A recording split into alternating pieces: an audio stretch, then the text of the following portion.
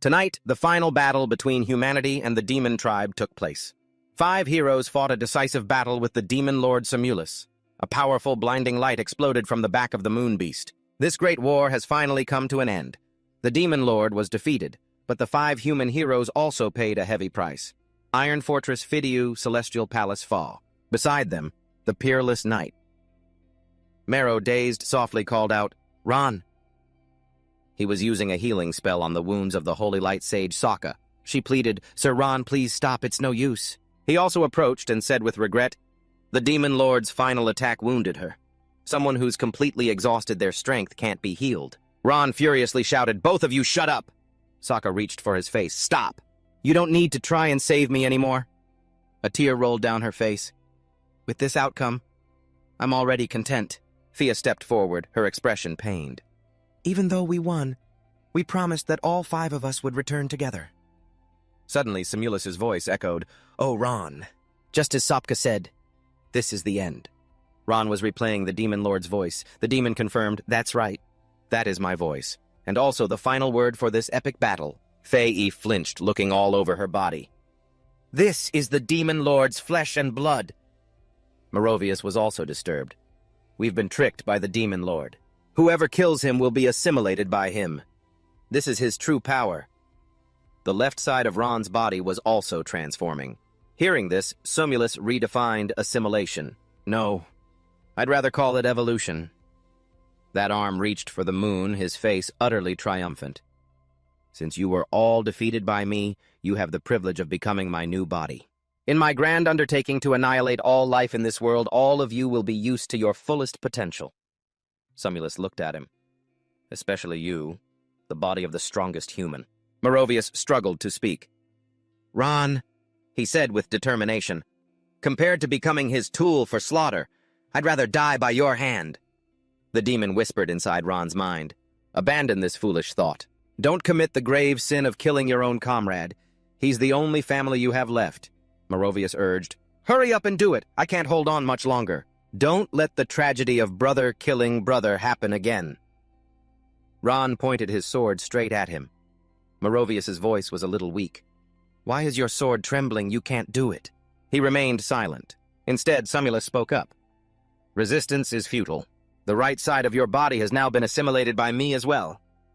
He gave a faint smile. "So that's how it is. Good. At least it's not because you've gone soft."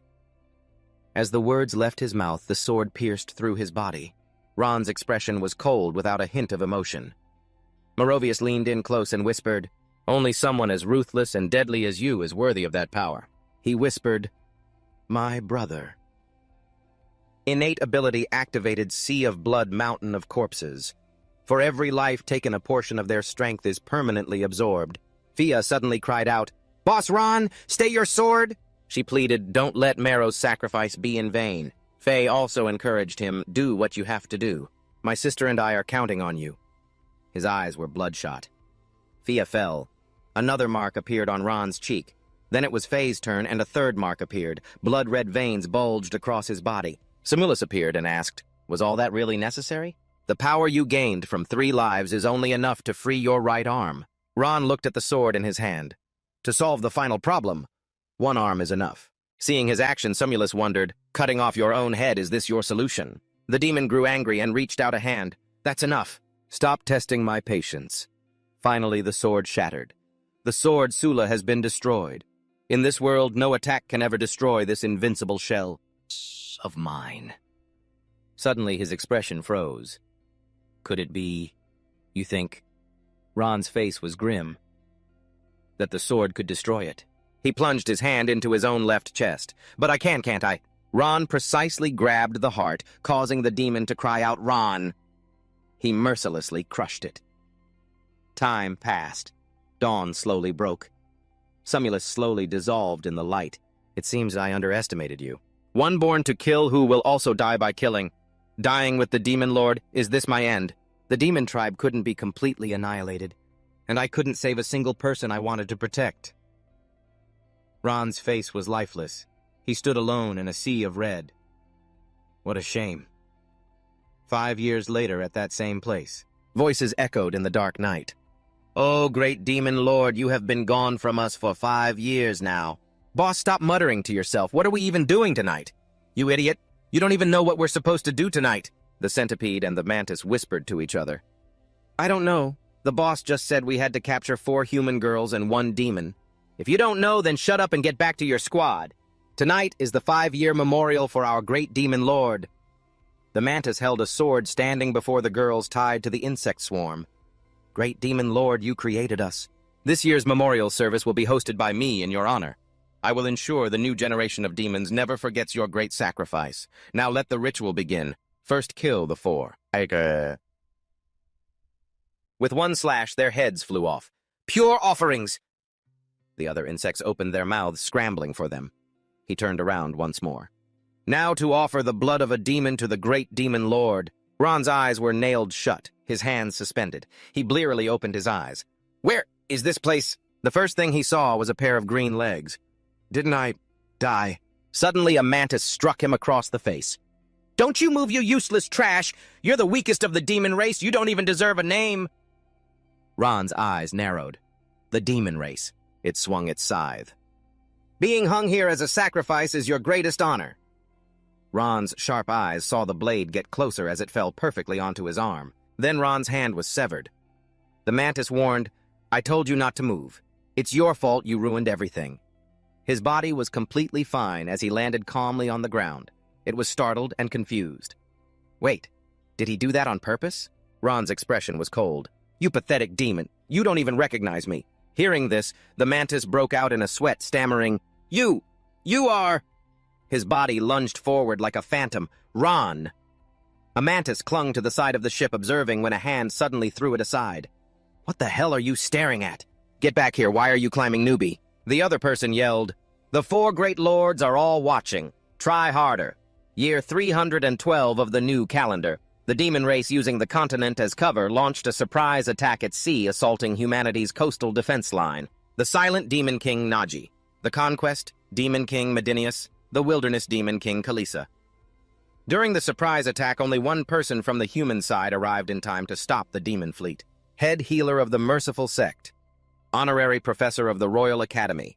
The destroyer of White Dew City. The demon race. Berserker. Ron, the eternal demon king. Two spoke, All troops hear my command. After that, Ron's hand also gripped his sword tightly. A long time later, the mantis's whimpers could be heard. They're dead. They're all dead.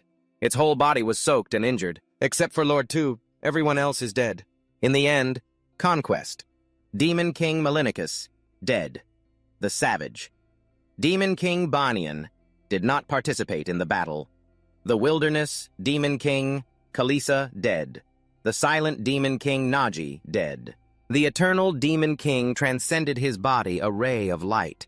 A flash of lightning illuminated Ron's face as he stood in the rain with his sword on his shoulder.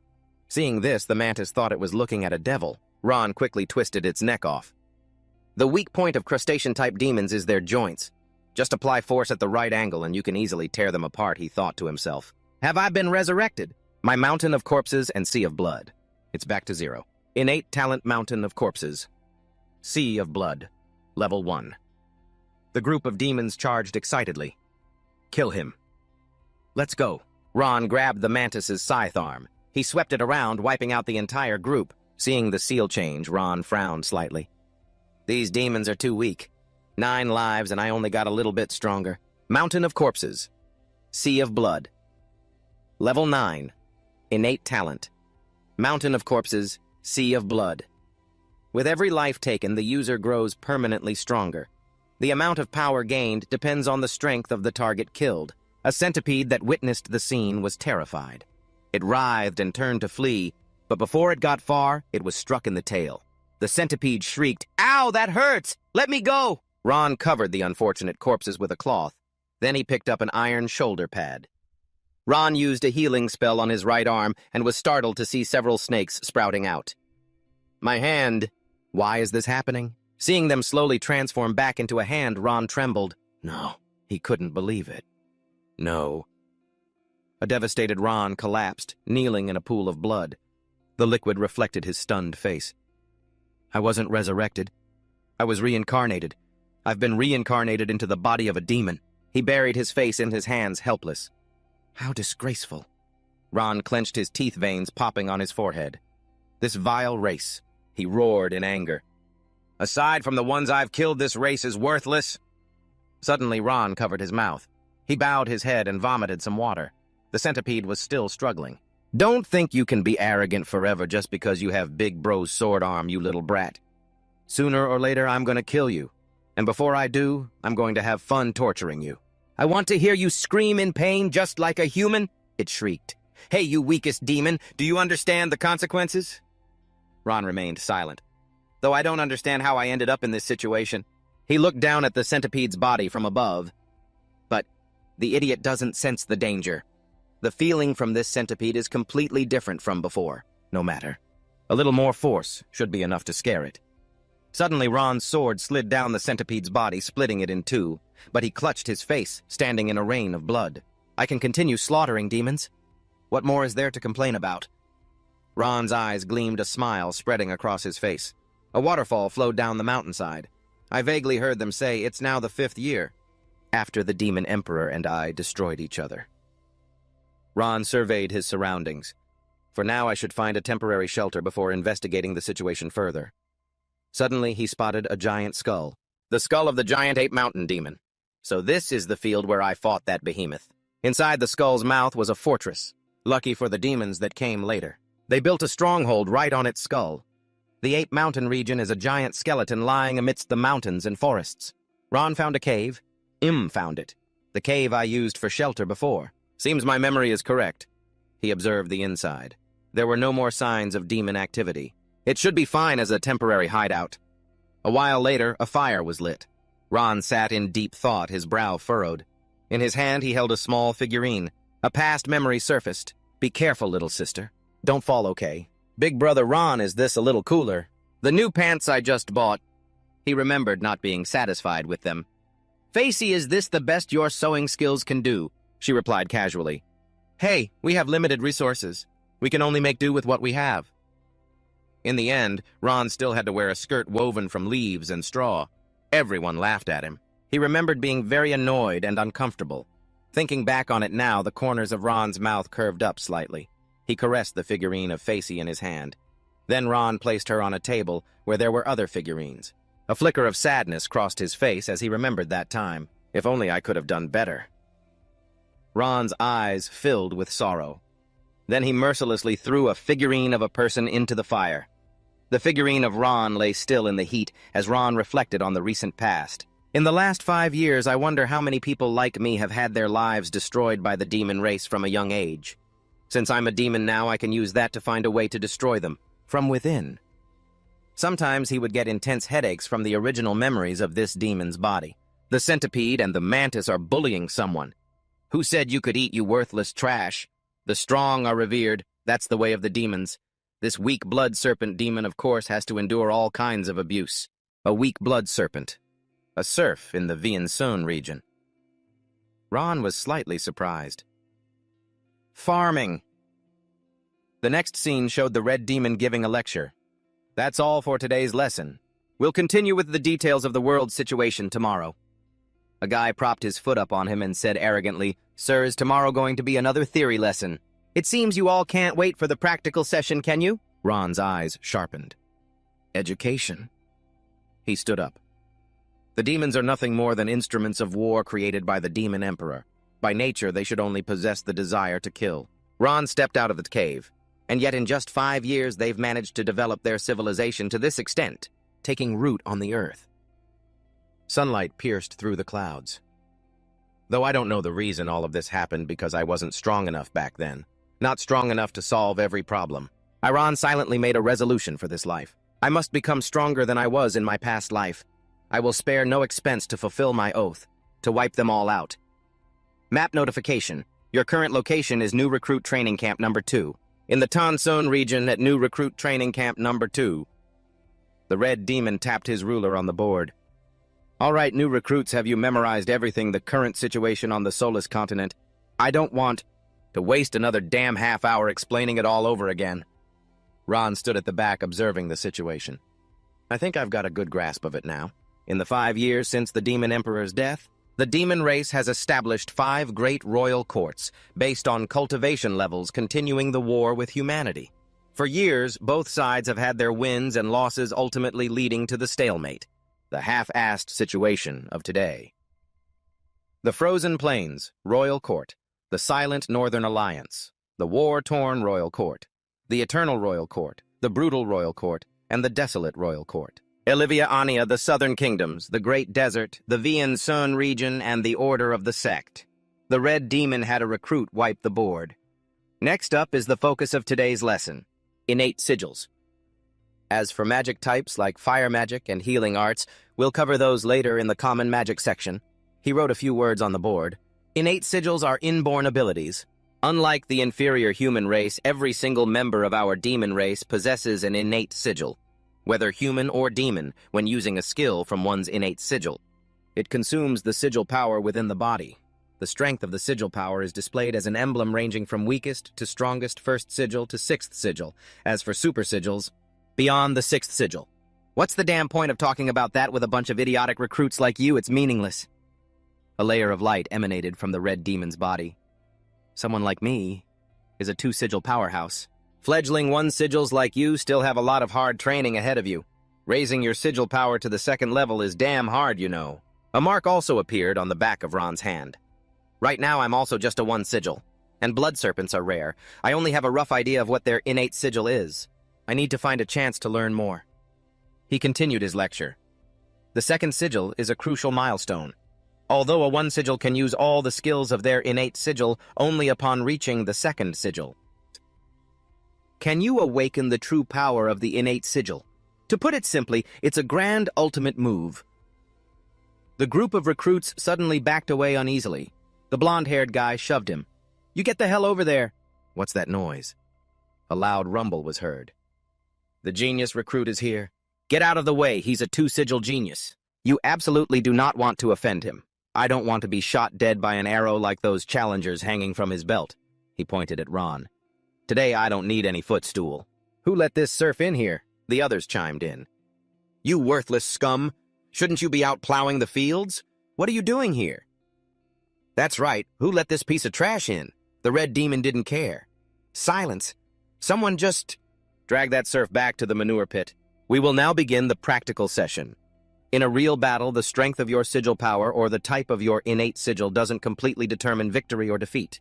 He patted an object covered by a cloth. Skill, information, tactics, and adaptability are equally important. All of you focus for me.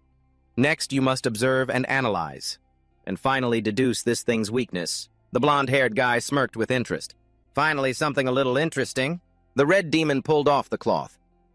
This is a type of demon created by the Demon Emperor in the early years. Because its intelligence is too low, it even attacks us indiscriminately. Therefore, the Demon Emperor only created 10 of them, and now this is the only one left. This is the deadly Howling Fiend. It could easily tear rookies like you to shreds. Its entire body has only one weakness. Use all your strength and find it recruits. Ron merely glanced at it bored. How dull. He walked against the crowd. There's no more useful information here. Time to leave. It's a pity there are so many demons here, but I can't kill them all to increase the stacks for my sea of blood on a mountain of corpses. They crowded around searching for the weakness. The head numb, the heart gnome, the legs. Use your brain, stop guessing randomly. Ron thought to himself, with my current strength causing too much of a commotion here will only lead to more trouble. Suddenly its red eyes flew open. Limo door! It leaped forward unexpectedly. The red demon yanked hard on the chain around its neck. Behave yourself for me! He felt incredibly smug.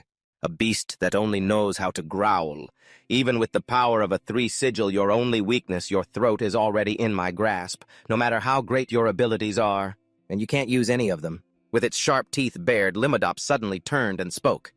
Kid, I bet you're thinking that all you need to do is control this guy's throat. And then you can sleep soundly. You young demons, you're truly a declining generation. So naive, so easily fooled. The red-haired demon was surprised. You can talk, The guy squinted his eyes mockingly. Playing the fool for a few weeks? I guess that completes the mission from that great one. Today, while I'm at it, taking out you rookies from the slaughterer's court will be killing 2 birds with 1 stone. He just touched the collar lightly and it shattered.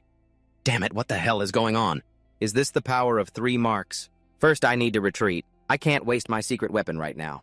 The red-haired demon couldn't react in time and was annihilated. Blood splattered everywhere, making the blonde-haired demon freeze in his tracks. Limodop went on a rampage, slaughtering everyone. The blonde-haired demon ran for his life. Damn it! What the hell is going on? Is this the power of 3 marks? First, I need to retreat. I can't waste my secret weapon right now. Suddenly, he bumped into Gran. The blonde-haired demon snapped irritably. Damn it, why are you blocking my way? He just sneered. At the spot where he'd been hit, Limodop spotted a few people running towards Gran. The creature charged aggressively. Trying to run? The blonde-haired demon felt his side. Not good. The only choice is to use my secret weapon. Its massive body flew forward, its 2 hands reaching out to grab Ron. A few gleams of light appeared in his eyes. Seeing this, Limodop froze. What's going on? This pressure. It immediately stopped moving. Why isn't this pathetically weak demon afraid of me? He doesn't even show a hint of fear. Could it be that he knows my true weakness? No way. Limodop recalled, my own foolish kind died many years ago. He's a new generation demon. He's definitely never seen a howling demon like us, let alone know what our weakness is. With that thought, its other foot stomped down hard, launching it up. It let its guard down. That's right. He absolutely can't know. He's just trying to scare me. The massive body leaped high again. Ron's eyes lit up. Come closer, and you will die. Limodop, arrogant and underestimating his opponent, thought, look at you acting all tough. Do you really want me to get serious? Then prepare yourself. To witness my power, a pair of wings sprouted from its back. The power of the demonless advent. Ron remained steadfast against the pressure as Limodop's body shot high into the air. Surprisingly, it flew away. Suppose he's just bluffing. Killing him won't do me any good. But if he's really a hidden master, won't I die a ridiculous death? High risk, low reward. Whoever takes that deal is an idiot. The blonde-haired demon watched in astonishment. It ran away. Suddenly, Ron reached out his hand, his expression somewhat gentle. Surprised, the blonde-haired demon whipped his head away, thinking, what does this guy want? Pull me up. Don't think you can get friendly with me just by doing this. I'm a 2-mark genius, and he's just a peasant. He peeked, thinking, does he really think I'll fall for tricks like this? To his surprise, Ron only tore a piece of cloth from the other's chest, then nonchalantly wiped the dirt from his own hand. The blonde-haired demon furiously cursed, you bastard, you scumbag! Ron walked away amidst the chatter of the nightmare demons, to think it was actually scared away. What kind of trick did he use? Oh my god, how did you do that? Spit it out, a peasant like you isn't allowed to hide anything from us, the warrior class, you hear me? Don't you get ahead of yourself. I once read in a human's demon counter-tactic handbook that howling demons don't have static vision. As long as you stand still, it can't see you. The green-haired demon stepped forward to block the path. Spit it out! A peasant like you isn't allowed to hide anything from us, the warrior class. You hear me? Don't you get ahead of yourself, he replied. I once read in a human's demon counter-tactic handbook that howling demons don't have static vision. As long as you stand still, it can't see you. The crowd murmured. The book written by that demon-slaying maniac Kelong? Don't mention that terrifying name. Just hearing it makes my legs tremble. Good thing he died 5 years ago. Now that we know its weakness, let's all hunt down the howling demon, chop off its head, and bring it back for the reward. Hearing this, Ron let out a small, contemptuous laugh. A howling demon's vision is top tier. If every single one of you stands perfectly still, you're just serving yourselves up to be killed. The blonde-haired demon shouted aggressively, you read a couple of books and now you act all high and mighty and you dare to look down on me. Someone came up and asked, are you okay? Boss, he tried to act tough. What could possibly happen to me? I'm just tired and want to sit for a bit longer. It's not like my legs were scared stiff or anything. And you 5, don't you guys brag every single day about having some unique ultimate move? Then today is the day for you all to prove yourselves. Go, follow that guy and kill him in the most humiliating way possible. They grin grotesquely. His death is guaranteed to please our Lord. They gather on a rooftop having followed him for long enough. Let's do it right here. Below, Ron is walking alone. Small holes appear on the smoke devil's stomach. With my mist providing cover, no one will interfere. Number 2 and number 4 urge them on. Hurry up, don't lose him. They stalk and follow oblivious to the snakes tailing them. This little brat wants to play hide and seek, huh? The talent seal of a snake demon originates from the ancient snake bloodline. We just need to be careful of his venom. It's fine. His seal power is so weak, so the venom can't be that strong. If it bites us, at worst, it'll just hurt for a little while. Number 2. Lead the way. We'll split up and drag that brat out. Suddenly, one of them stops. The smoke devil runs toward them, exhausted, pleading for help. It hurts so much, help me, that damn snake bit me in the stomach. It hurts so much. Suddenly, the poisonous gas inside the smoke devil's stomach thickens and his belly bursts open.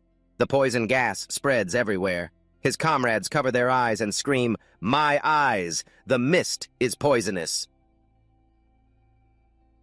Ron's silhouette emerges amidst the groans. My eyes, they hurt so much. He closes his eyes and thinks to himself those 5 disgusting things. I'll just use you all to test out how to use this talent seal. Ancient snake bloodline, thermal vision. Channel the seal power to my eyes. Like this. Even in the dark, I can see my surroundings clearly. Ancient snake bloodline serpent art. If I focus seal power into both arms, I can create snake forms to attack. Number 2 and number 3 begin to panic. What was that noise? What happened to number 4 and number 5? Damn it. This poisonous mist stings my eyes. Ron assesses inwardly. Compared to my past life, the ancient snake bloodline I possess now provides a lot more room to maneuver. Tactically not bad. Suddenly, a red axe blade appears. Number 2 slices through the poisonous gas. Ron's emotionless face is revealed. Number 2 immediately launches a vicious sneak attack. You got rid of those 3 burdens and now you're getting arrogant. You're getting way too full of yourself. Now that your poisonous mist is gone, you're nothing in front of me. Number 3 laughs smugly. Venomous Snake Big Bro 2 is angry now. You're screwed. He crosses his 2 arms, gathering power. Number 2 swings to the left, then swings to the right. Number 3, standing beside him, joins in. Ron's expression turns grim. As number 2 lunges with his axe, Ron pierces through his body with just his bare hand. Number 3 is scared, colorless. He grovels and kneels. I surrender, don't kill me. Please don't kill me. He asks coldly. Give me a reason. Number 3 reports, From the very beginning, I never wanted to harm you, sir. It was all because of that 2-seal genius, the blonde one. How could I dare to disobey his orders? Ron's expression is terrifying. Not convincing. Number 3 is a mess of tears and snot. How about this? I'll lead you to his secret mountain cave. It's definitely filled with precious treasures. This time, Ron considers it carefully. If the level of my mountain of corpses and sea of blood increases just a little more, I'll be able to reach 2 seals and awaken my power. I remember the power of the ancient snake bloodline is called the Serpent's Molt. It requires rare artifacts as offerings to oneself. Only then can I shed my skin and evolve. Ron thought to himself, I might as well go see if there's anything in that cave he's talking about that I can use.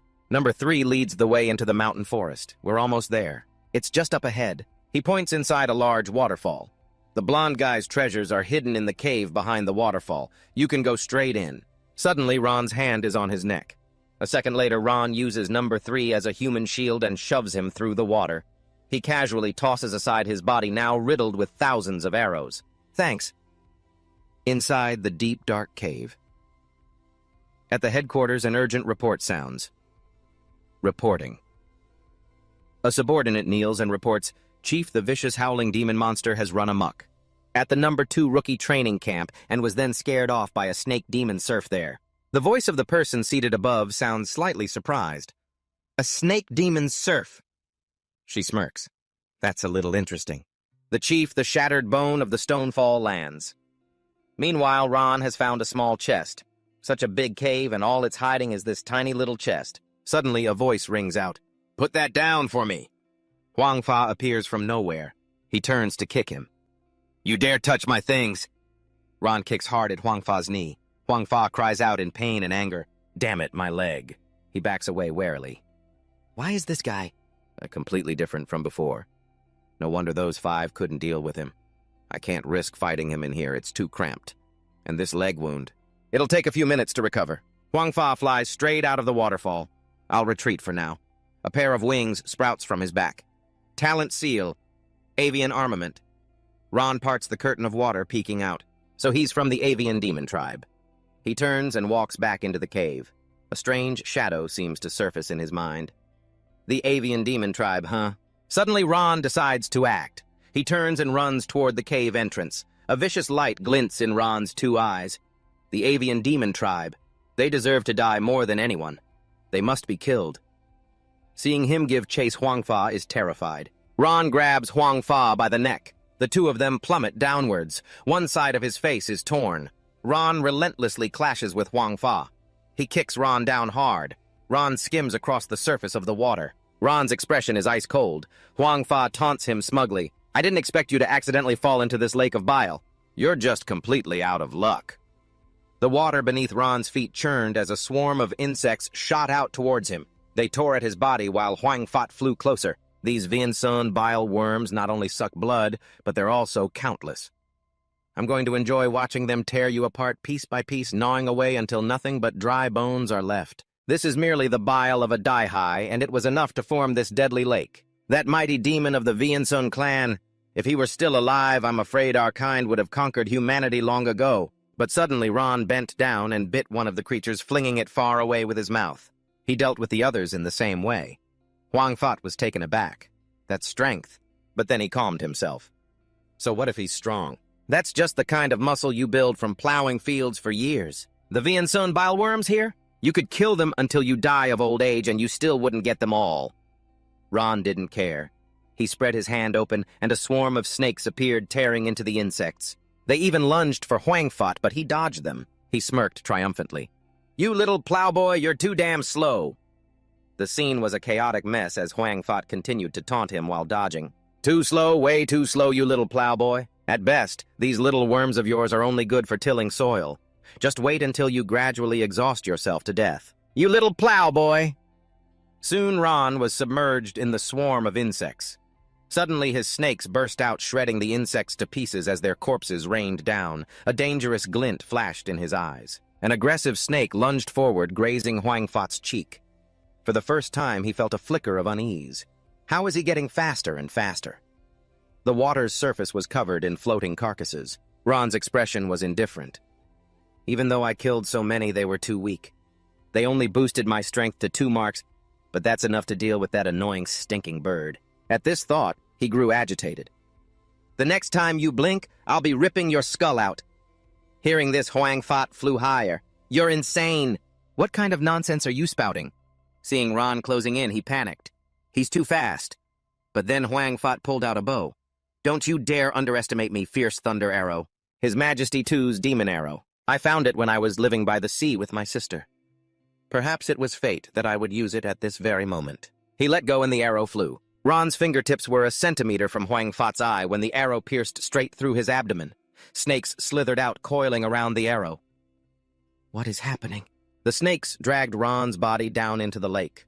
A large mass of them writhed on the surface as his hand flailed helplessly. Huangfa watched from the shore. What's going on? Did the fierce thunder arrow actually kill him? Just then, Huang Vu came running. Brother! Brother! Are you all right? She reached out her hand.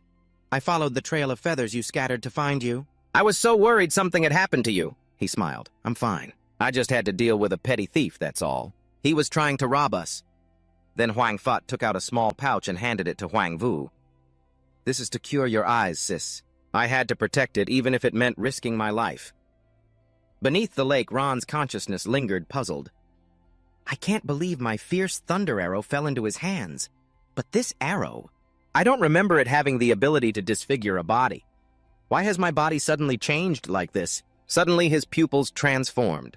Ron's body emitted a blinding light as an infinity symbol appeared in his eyes. The body of the sixth snake coiled. It was then that Ron understood. So that's how it is. 2 streams of power emerged. He chuckled softly. Tempted by a rare offering like the fierce thunder arrow, the body's instinctual desires forced my power to awaken on its own. Such a greedy, venomous snake. The power of the 6th ancient snake. Bloodlines molting. It radiated a light that suddenly transformed into a dark aura. Meanwhile, Huangfa sat on the shore, waiting. The bubbles had stopped. That guy must have sunk to the bottom and died. He wiped the blood from his cheek. Finally, I can rest easy. Suddenly, thunder cracked overhead and raindrops began to fall. The 2 of them stared up at the sky, bewildered. Streaks of purple lightning flashed within the dark clouds. His face filled with disbelief. Violent dark lightning! Bubbles gathered around a light in the water, which then erupted with immense force. A powerful wave slammed into the two of them on the shore. Huang Vu was the first to notice. Something just jumped out of that flash of lightning.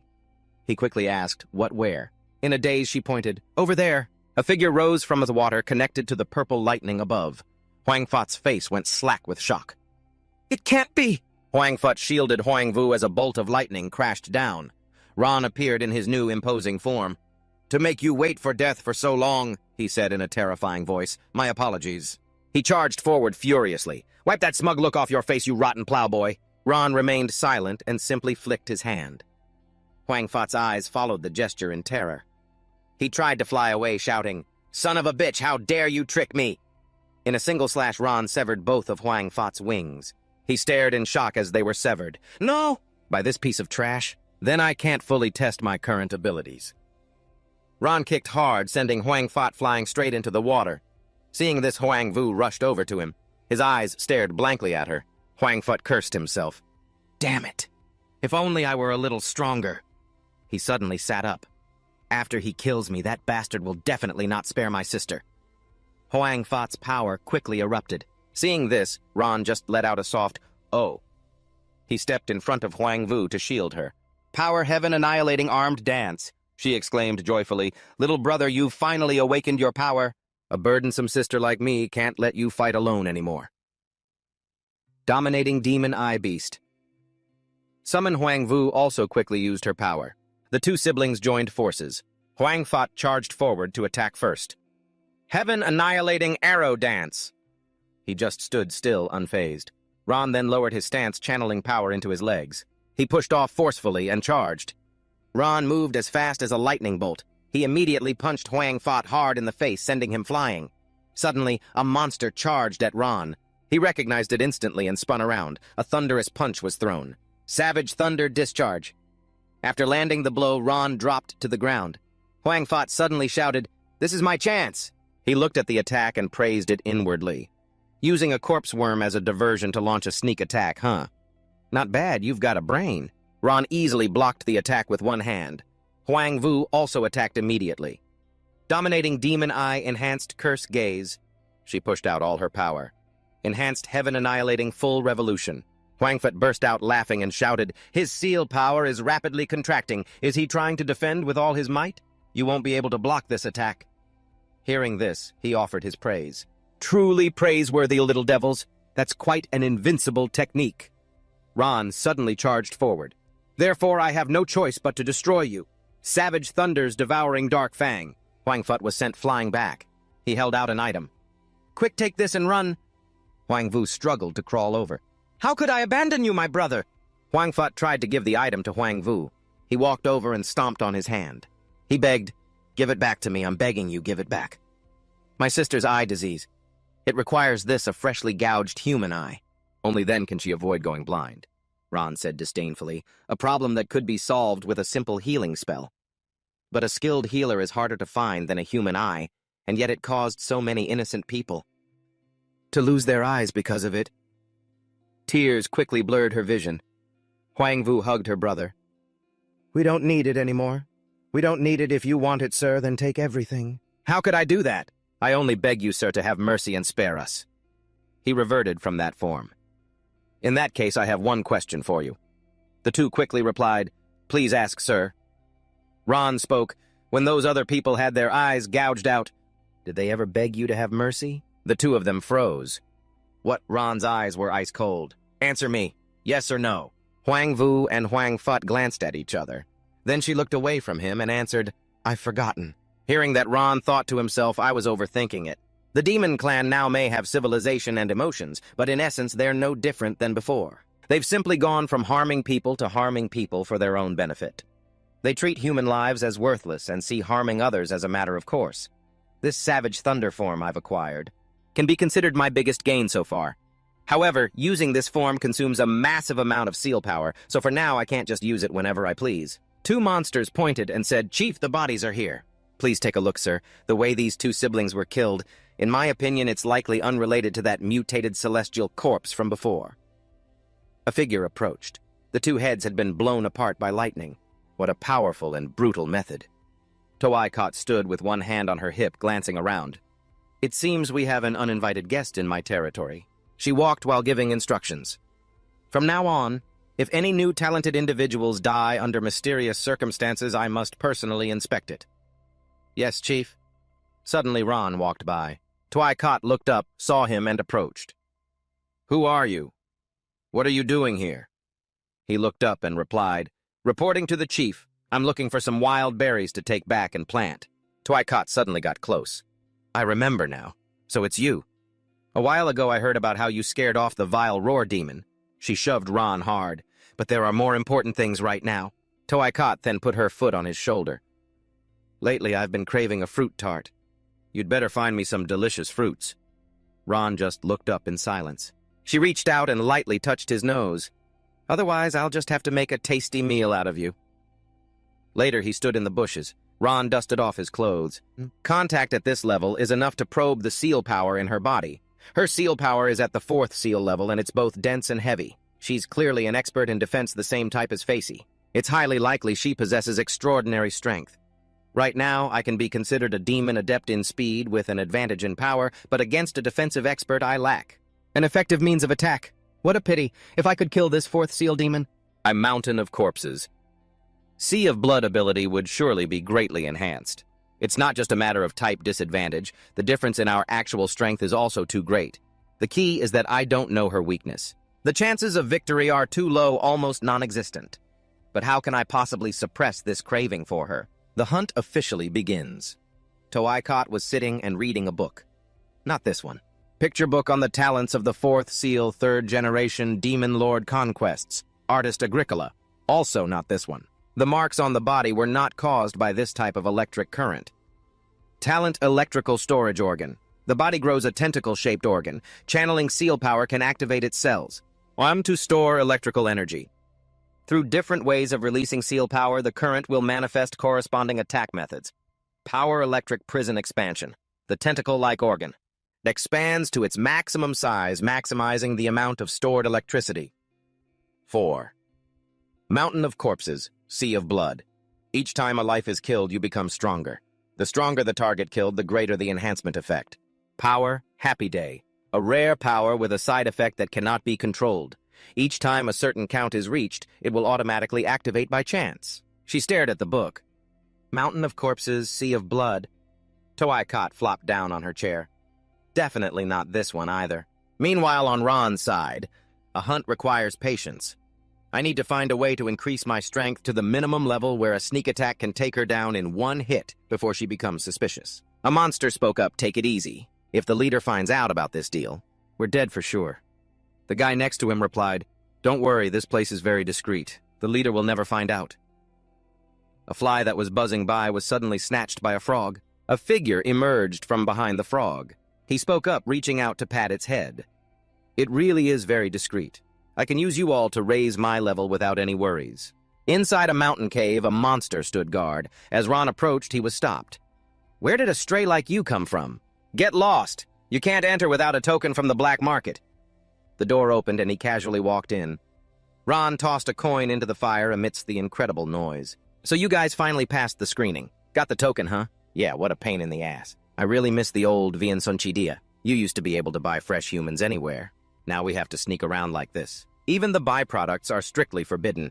And tuck steel, a high-grade material for crafting weapons. It can resonate with the user's aura pressure, enhancing the power of your sword skills, making them several times stronger. No 10 times I've heard of legendary weapons made of Entuck steel. It's just a bunch of bull. I've never heard of any blacksmith who knows how to forge it. Why the hell would I buy at Heart Wine to replenish aura pressure? Guaranteed to be from a 2-legged animal, not a 4-legged one. Whoa, a 2-legged animal, you say? This is some seriously forbidden stuff. If the leader finds out, you'd be flayed at least 10 times. I've really found a treasure this time. The trip wasn't wasted.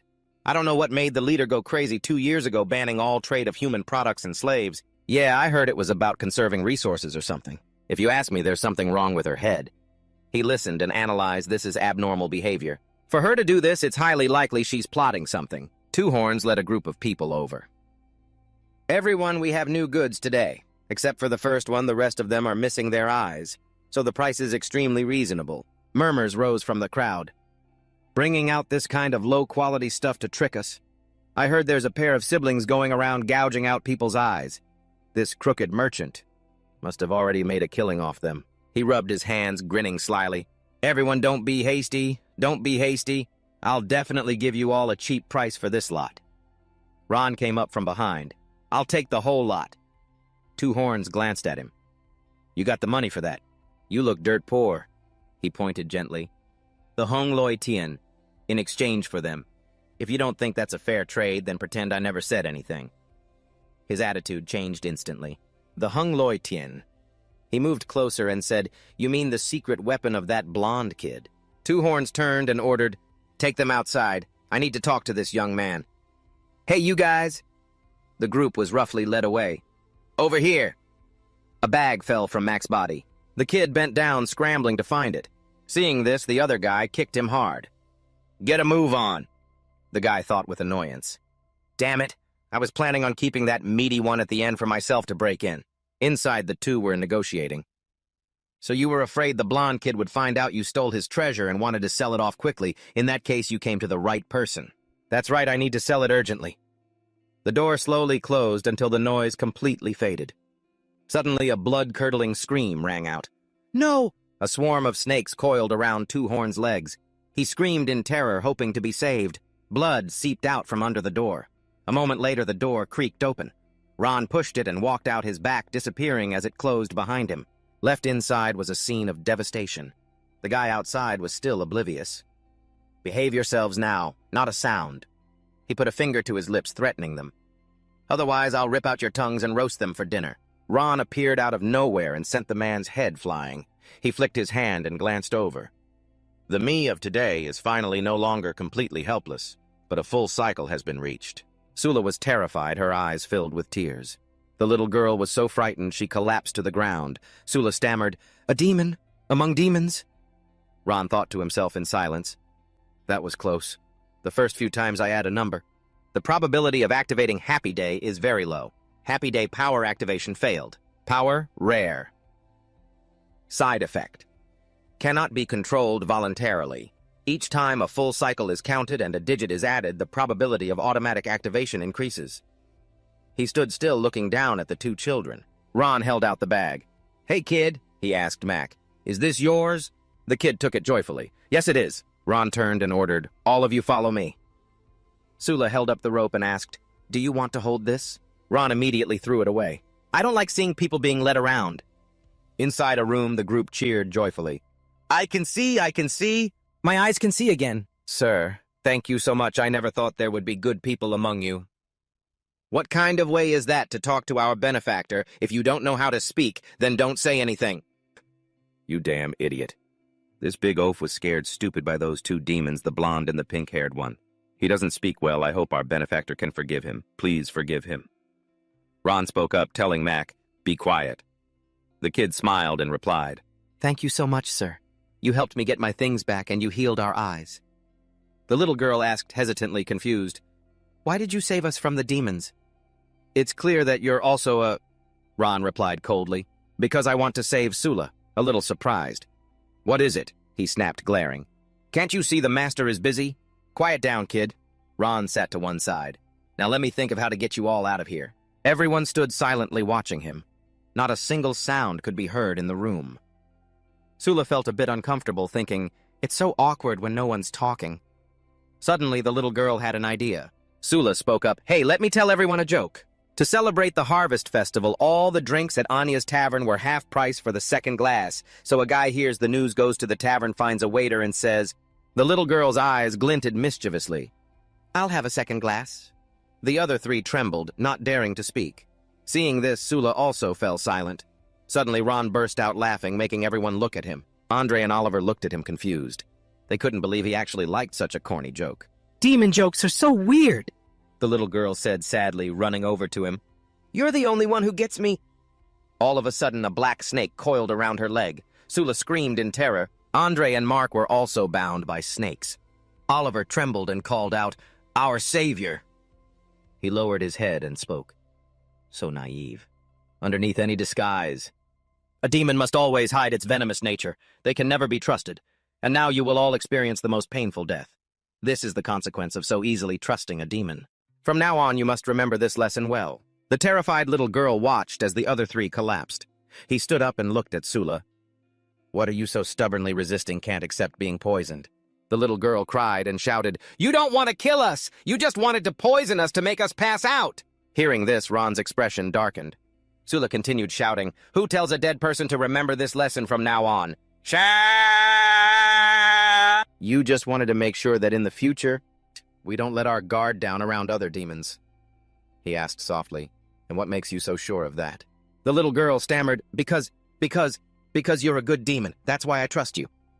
A moment later, Ron asked Sula, So what do you want now? The girl looked at him and replied, From now on, I want to follow you on your adventures. Ron immediately refused. I don't need some useless baggage getting in my way. The little girl smiled brightly and introduced herself. I'm a swordsmith. I definitely won't get in your way. My name is Sula. What's yours? He paused for a moment. Sula. Are you Alexius's granddaughter? The little girl looked up at Ron. Oh, that's right. You knew my grandfather. He rubbed the back of his neck and explained, An old acquaintance. When I met him, I was only 1,078 years old. I even held you when you were a baby. An old memory suddenly returned. Alexius stood with his arms crossed and said, I don't forge swords for two kinds of people. First, those who harm their own kin. Second, those who kill the innocent. He opened his eyes and looked at Ron. And you. Nay, you reek of the blood of kin and the blood of the innocent. Even after more than 15 years have passed, my gift still allows me to smell it. Go back to where you came from. My apologies, but this humble shop cannot serve you. It was then he spoke up. Sister Dia told me to find you. She said you are the greatest swordsmith forging a Requiem steel greatsword. One unlike any other. I want it. The old man glanced behind him and asked, Sister Dia of the Order of Mercy. After Alexius asked, Ron nodded. Are you close with her? All right, she's a good person. Her high regard for you proves you can't be an evil man. I owe her a debt of gratitude. I will repay it with this finest of swords. He took out a statuette and gave it to him. This is a statue of the goddess of mercy that Sister Dia gave me. I want to use it for the handguard on the sword. When can I come to get it? Alexius took the item and immediately put it away. Patience, young man. A fine sword isn't forged in a few days. If you're anxious, you can come and check on the progress any time. Oh, that's right. My daughter-in-law will be giving birth soon. I must go invite a learned person to the village to write a birth blessing for the child. Sometime later, snow covered the roads. Ron returned to Alexius's place. He approached and called out, Alexius, where is my sword? The old man replied slowly, It's by the door, get it yourself. Ron saw an inscription on the sword and read it aloud. Sula. Alexius explained, That is my granddaughter's name. It is also the name of this sword. He took the sword and glanced at the old man. Where are the child's parents? Alexius stroked the little girl's head and recounted, They're both dead. A pack of beasts calling themselves demons came out of nowhere. They stormed into the village. Hearing those words, he froze, and killed everything they saw. Ron spoke, his voice stiff.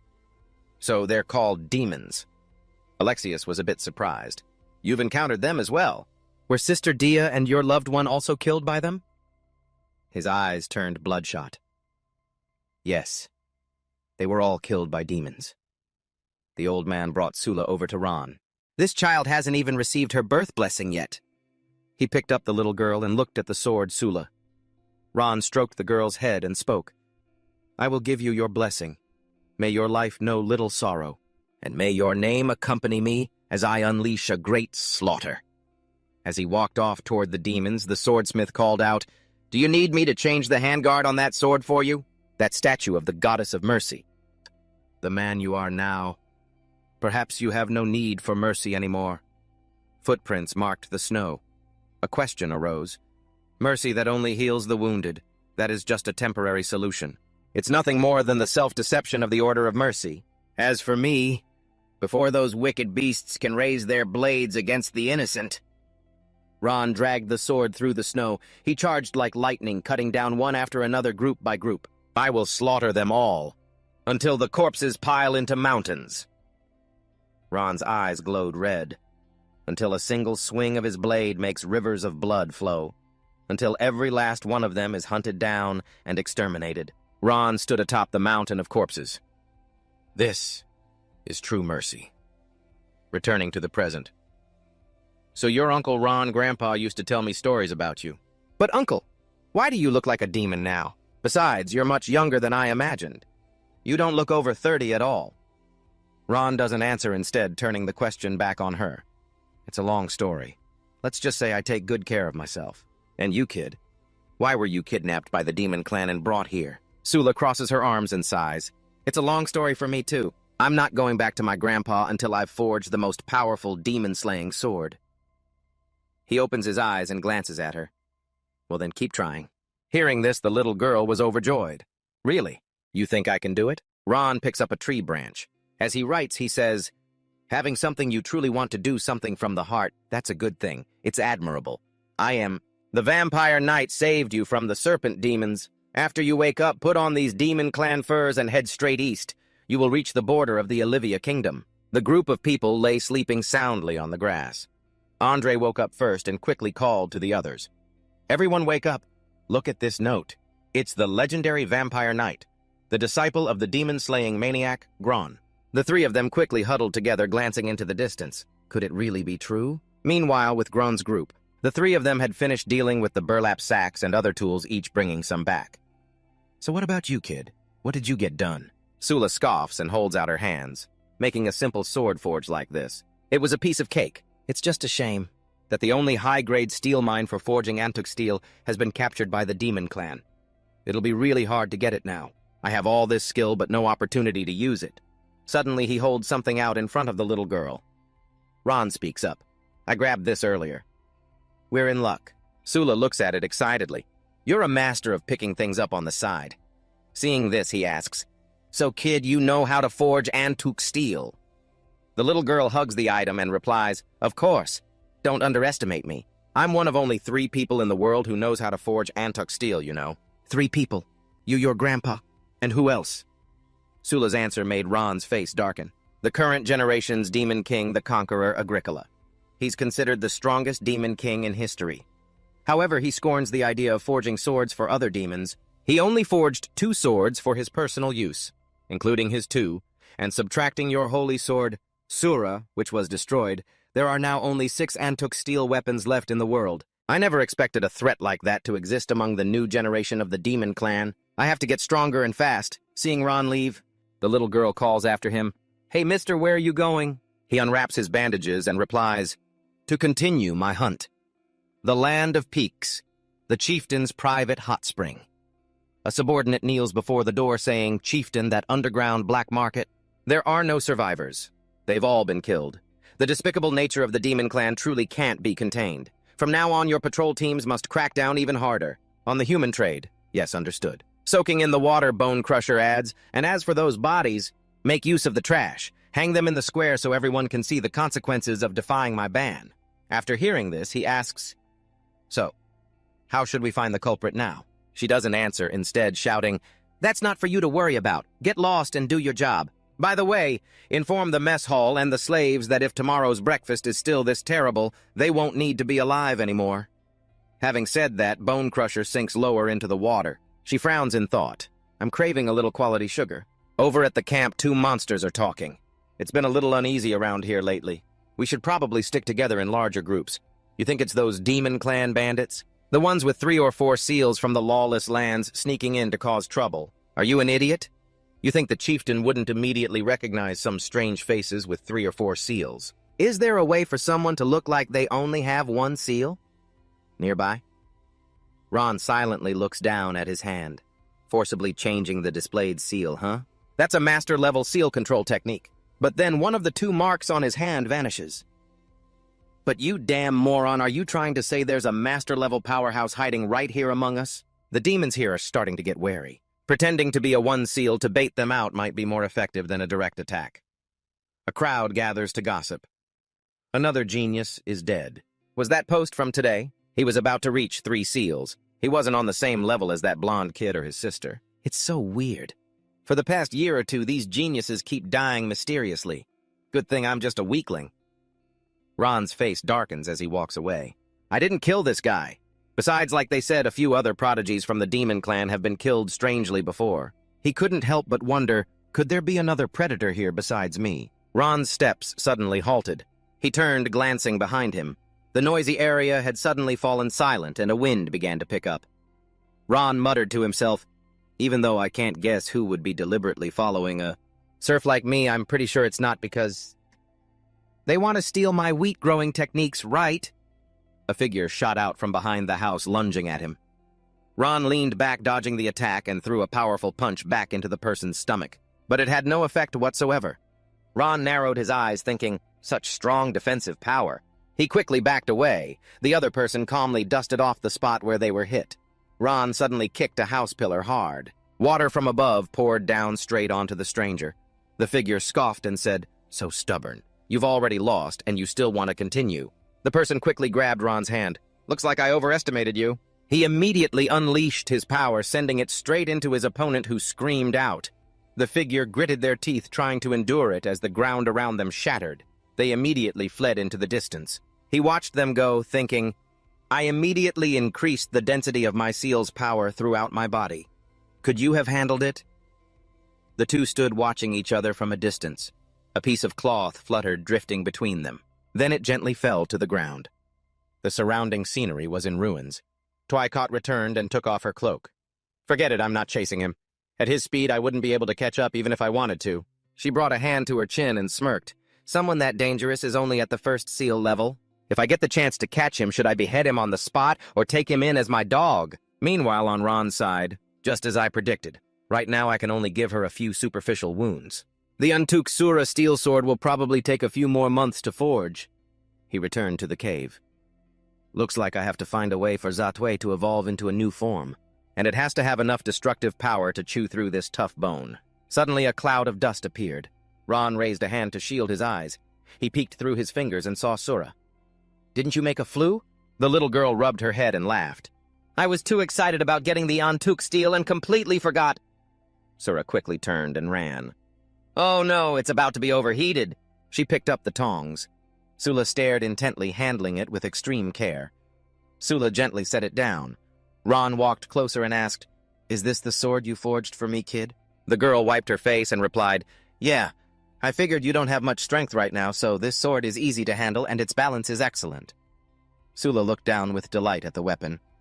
"The 7th piece of contemporary Antokore. My greatest masterpiece to date."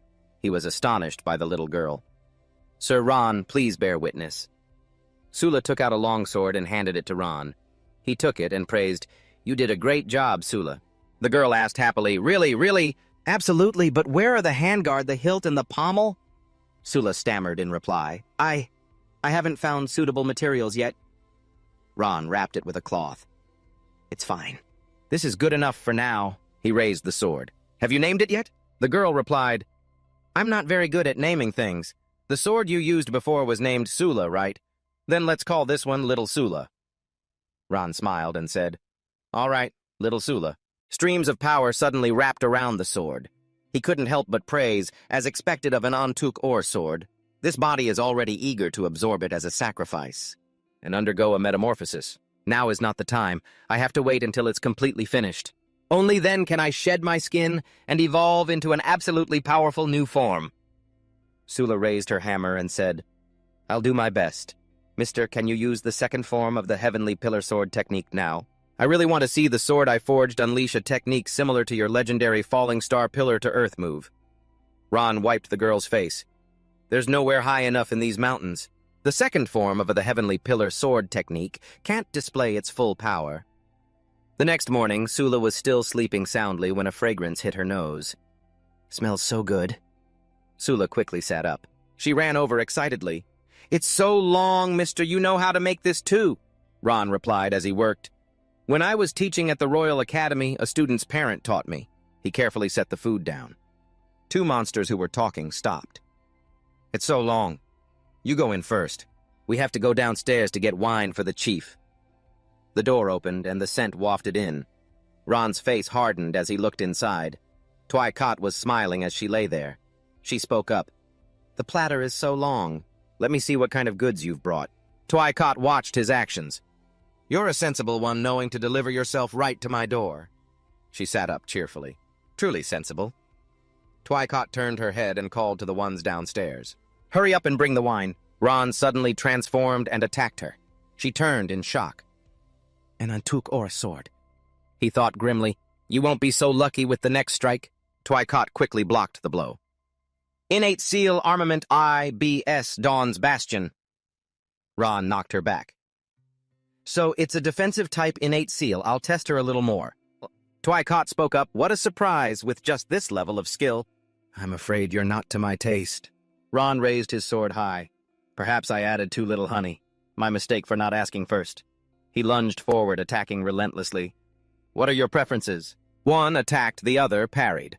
Twycott smirked, raising her hand and transforming her power. Twycott aimed her weapon at Ron. Armament IBS Sunset Raid. His eyes widened as he observed it. Ron immediately leaned to the side to dodge. He took a stance, ready to counter. Ron swung his sword, striking her hard. Twycott was sent flying a great distance. She looked up, wondering. She doesn't know how to resonate her aura power with the Annihilation Sword. She just attacks recklessly without a plan. At this rate, her power will run out soon. "Hey, you brat." He also glanced at his own power reserves. "I have enough power for 4 strong attacks and 1 heal.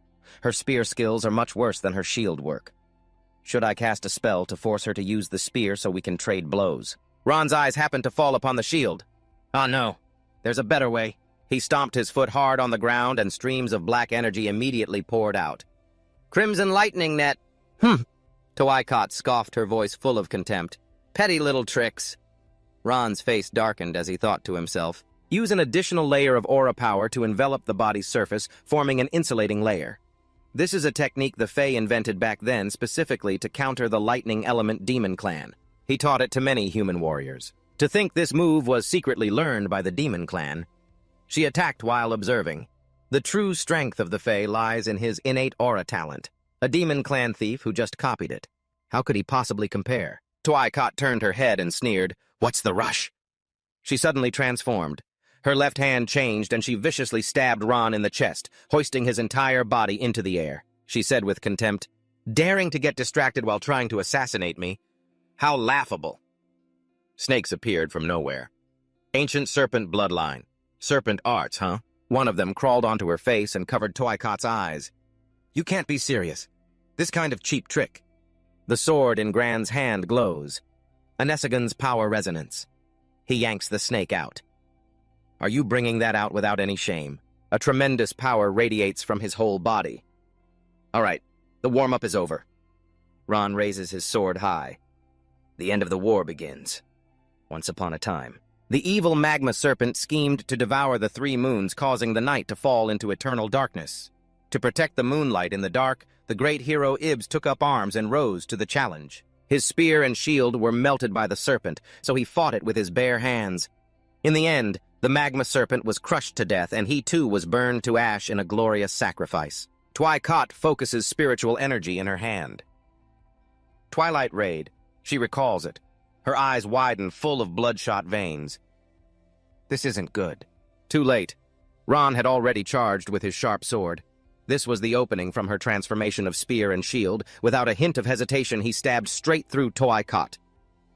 For a brief moment, Ron froze, because she had caught the blow. "Finally, I've caught you." Twycott quickly counterattacks. IBS's armament potential, instant awareness, palm. She puts her all into striking back at Ron. That powerful punch hammers into his body. Ron is thrown backward, his sword plunging into the ground. As Twycott approaches, Ron steels himself. "My organs are ruptured, my tendons are torn, I have to dodge this punch. Then I'll find a chance to heal." 2 black streaks shot out, wrapping around her fist. Twycott wasn't particularly surprised. "Oh, trying to use a key-locking technique to overcome my raw power." She retracts her energy to break free. "As an experienced combat master, I don't mind playing some grappling games on the ground with you." However, Ron would not let go so easily. Twycott calmly analyzed the situation. "I'm guessing those internal injuries hurt like hell, don't they? You're so good at enduring pain. I've only ever known one other person like that." She seemed quite amused by his actions. "It would be a real shame to just kill you." Twycott's legs squeezed Gran with all their might.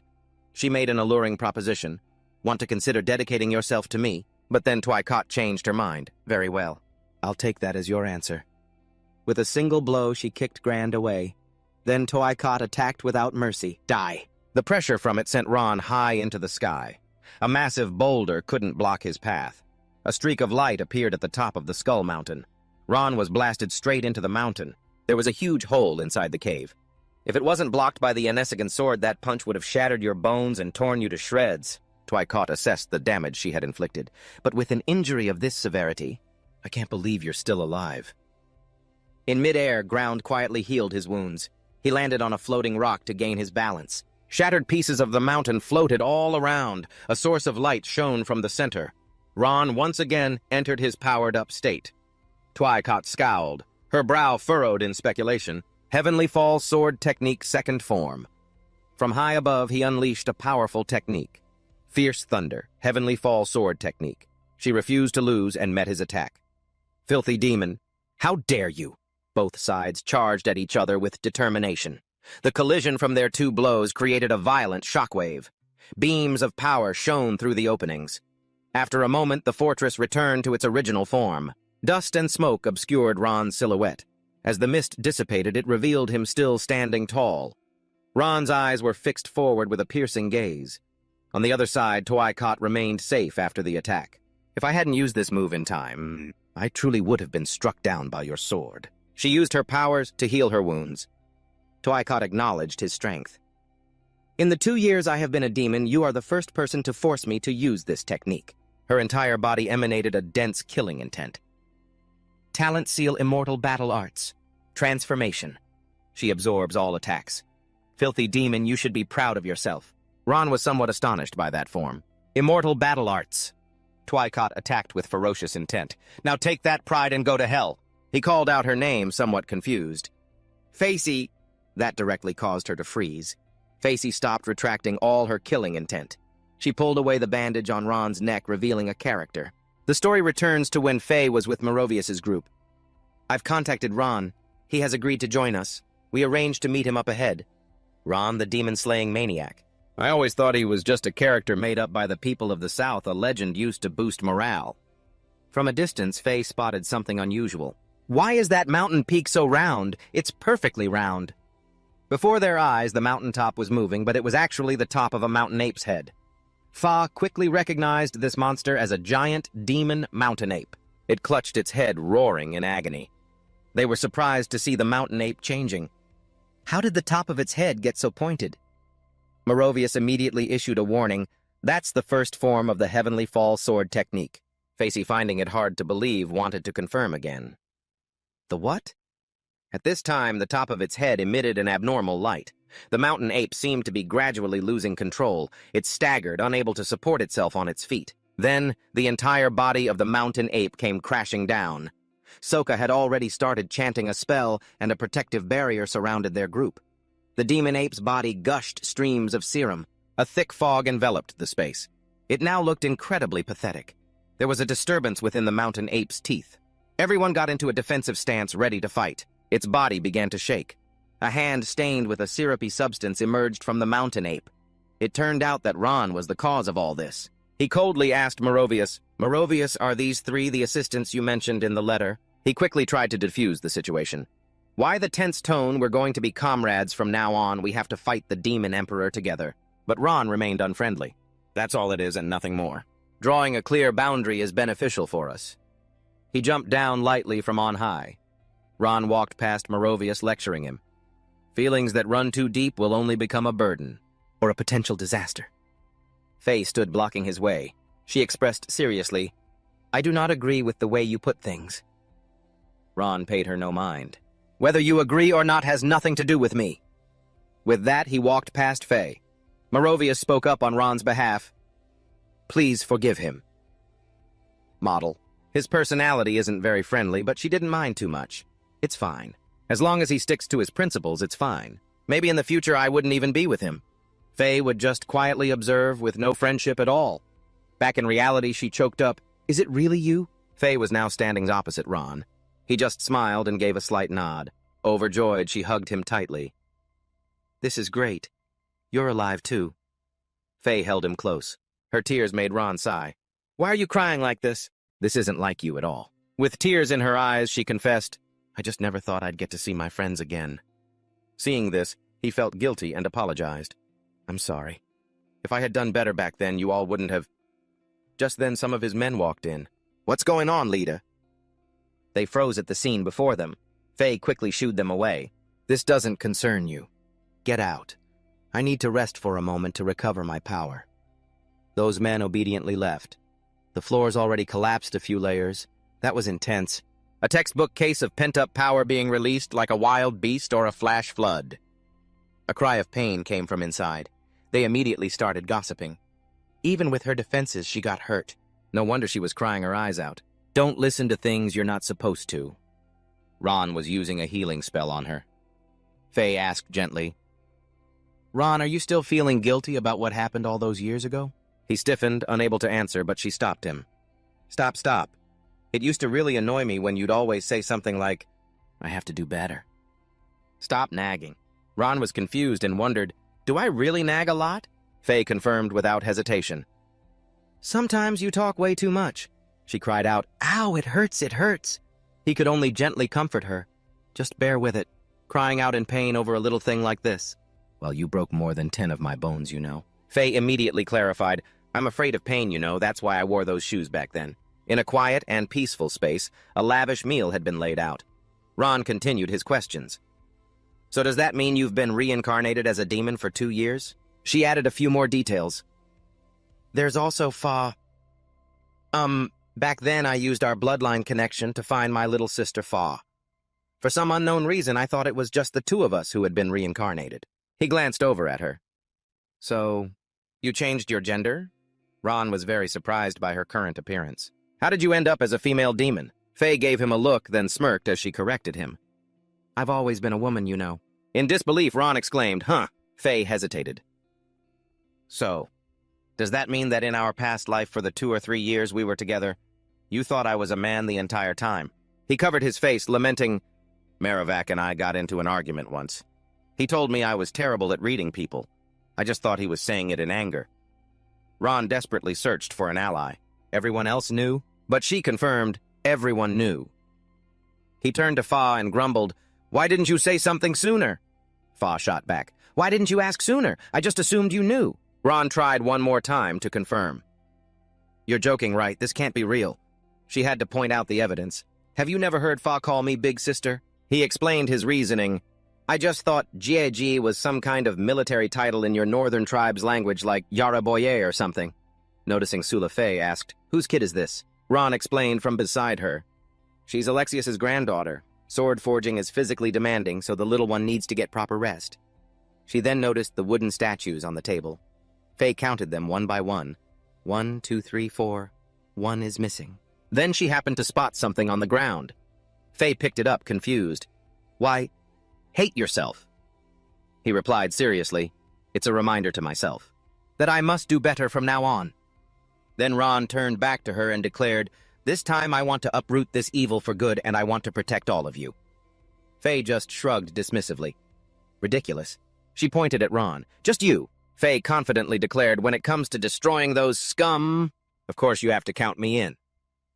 The two of them shook hands like comrades, a firm handshake sealing their bond.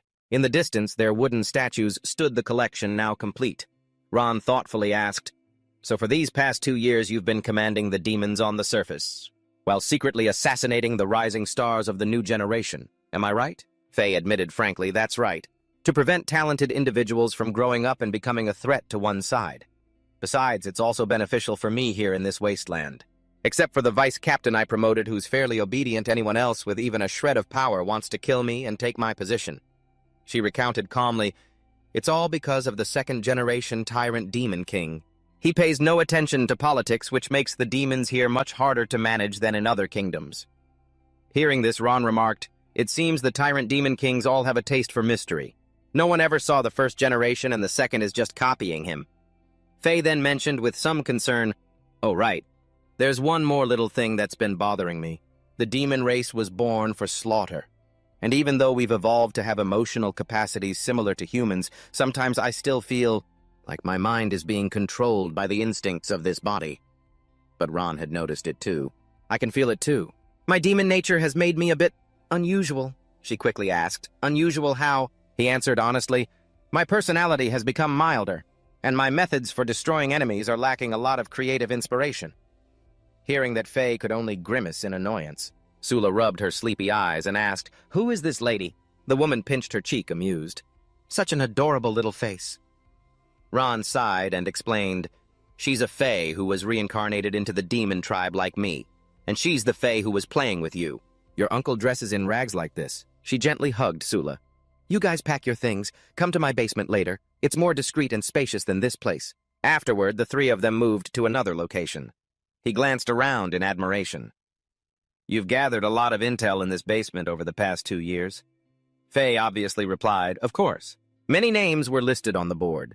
Sula protested unhappily, Don't treat me like a doll. The little girl was now dressed more prettily. Is it pretty? It doesn't feel very convenient for forging, though. Ron immediately agreed, Very pretty. It has the style of a custom-made piece from a royal designer. Faye asked very enthusiastically, So what do you think? Now you see my skills are the real deal, don't you? He, not wanting to lose, teased back, I used to think you were just all talk, struggling for days just to make a grass skirt. Faye immediately argued back, I already told you. It was due to limited resources. Besides, didn't you think it had a very island-style flair? She rummaged through her things. I think it needs some accessories to match. In that moment, Ron saw something. He didn't let it go and grabbed it. Ron wanted to confirm what this item was. The Call of the Sea Soul. Hearing that, Faye replied, Isn't it just a seashell that looks a little pretty? It's a toll that the mountain demon merchant caravan paid me. He explained its origin. This is an item passed down from ancient times. I've read records about it at the Royal Academy. She also knew about it. Ancient, you mean the Republic. That was destroyed over 300 years ago. Ron then nodded in confirmation. That's right. This item has a very useful function. Scholars at the Royal Academy once experimented with it. It can allow a person to temporarily enter another person's soul. After entering the soul, you can also observe the other person's past memories from an observer's perspective. Sounds like peeking into other people's secrets. He seriously corrected her. What I mean is, perhaps we can make use of this. To look back in the moment we died. That image was still deeply engraved in Ron's mind. Ron still had many lingering concerns. At that time, I always had a strange feeling, but I didn't have the strength to pay attention. That's why I want to try again. So I want you to enter my soul and see if it was for some reason back then that led to our reincarnation. After hearing him out, Faye agreed, no problem. She was ready to act. Let's do it. Ron quickly followed up. Okay, you're as reliable as ever. Now let's fit the other half in. Faye asked, confused, the other half? He raised an eyebrow and replied, That's right, it has to be complete to be used. She guiltily explained, the other half is gone. Faye began to complain bitterly. It's so frustrating. There's a group of demon bandits in the lawless zone who have been sneaking around here for the past few months. A lot of my supplies have been stolen by them. Half of the seashell was probably among them. But Ron didn't let it go. Why didn't you steal it back? They shouldn't be a match for you, right? She made an excuse. You know I'm not very good at tracking. Those guys aren't easy to catch, he complained helplessly. I was about to say, didn't I teach you stealth and hiding skills in the past? How have you not improved at all after all these years? Ron lectured angrily. Whether it was chasing me back then or assassinating that demon prodigy, if you were just a little more thorough, you could have seen the openings. Faye had to concede. I'll practice properly later. He raised his voice, forcing the issue. Not later, right now. In another area where the demons gathered, a few of them were chattering incessantly. It's been 2 years since the Yuanshan lands sent troops to raid the humans. We gain nothing from constantly robbing them. The Demon Tooth Mountain region offers specialty mushrooms to the Yuanshan lands. The first segment fortress offers high-quality cane sugar to the Yuanshan lands. The Angel sect offers grape wine to the Yuanshan lands. There's so much food and it tastes delicious. In the distance were a female demon and a great fly demon. Even a mosquito is still meat. You prefer stability, huh? He boasted about their achievements. If we slowly build up our strength, sooner or later we'll be strong enough to return to the lawless zone and deal with that damn Ta Long. Outside, the working demons had just stolen 2 more chests of supplies. Heard it's tribute from some snake's nest for the Yuanshan lands. It's locked tight. Let's rest a bit, then find a tool to pry it open. Man, it's heavy. They placed the 2 wooden chests on the ground, and then they turned and walked away. Those 2 chests look very unusual. A second later, 2 human legs appeared. Faye whispered in admiration, You still have your ways. These bastards are like a swarm of flies that smelled shit. Saves us the trouble of looking for them, Ron also whispered back. Don't use that metaphor next time. The two silently communicated, we've infiltrated. Can't we just attack and capture them all at once? They aren't strong, but their numbers are all here. There might also be hidden guards. We can't guarantee it will go smoothly. They stopped when they noticed something unusual. If someone takes advantage of the chaos and runs off with the other half of the Call of the Sea Soul, it'll all be for nothing. Then they continued on. Let's just observe for now and figure out where they've hidden the goods.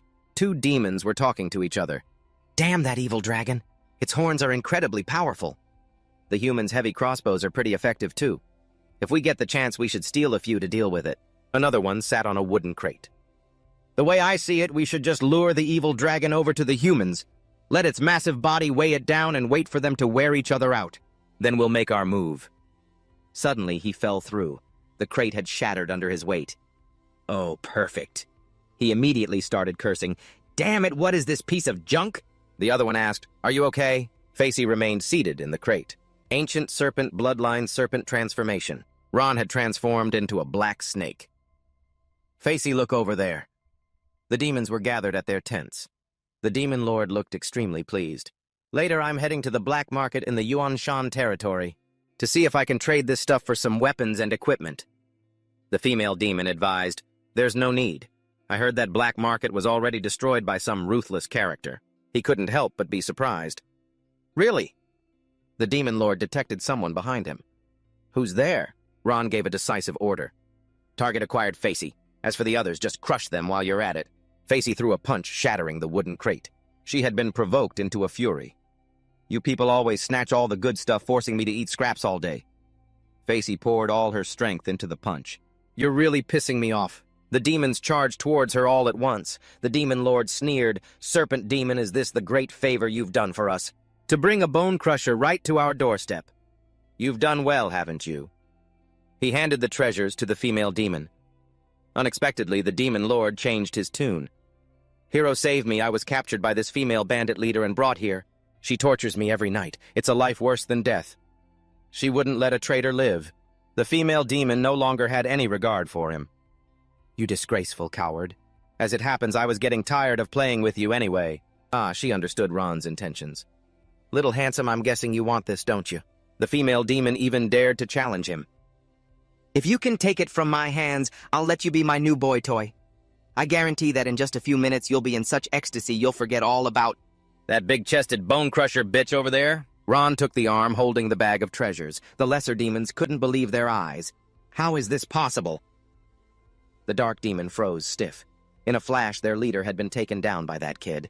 He made a point of reminding Facey, you're still using and relying on your old fighting habits. Instinctively, when you attack, you only attack, and when you defend, you only defend. Ron had been paying close attention to every detail before. During the fight, I noticed that your current type of talent seal can actually be used for both offense and defense at the same time. He was enthusiastically helping Faye. This weapon-transforming talent seal. Its advanced applications are quite common. I can share a few techniques from the Academy faction with you. Ron turned into a snake and bit her shoulder. My seal power is mixed into the venom. Don't reject it. Feel how it moves through your body. He understood this better than anyone. As it moves, you'll be able to sense the different ways to operate it, the various functions of the seal power. Ron used an incantation to help. Now I'm going to guide you through it once very quickly. Whether or not you can grasp it after that is up to you. It seemed Faye was a quick learner. Her combat power increased exponentially.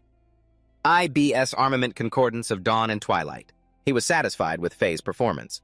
Excellent. Just like that. Learning something new feels pretty great, doesn't it? Ron had nothing left to worry about. We got the goods, time to head back.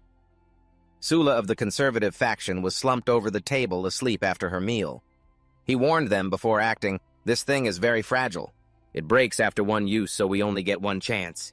You need to see clearly what really happened when the Demon Emperor and I were annihilated together. Facey stepped forward to reassure him, don't worry. Ron began to use his power. Get ready! The seashell opened a different space.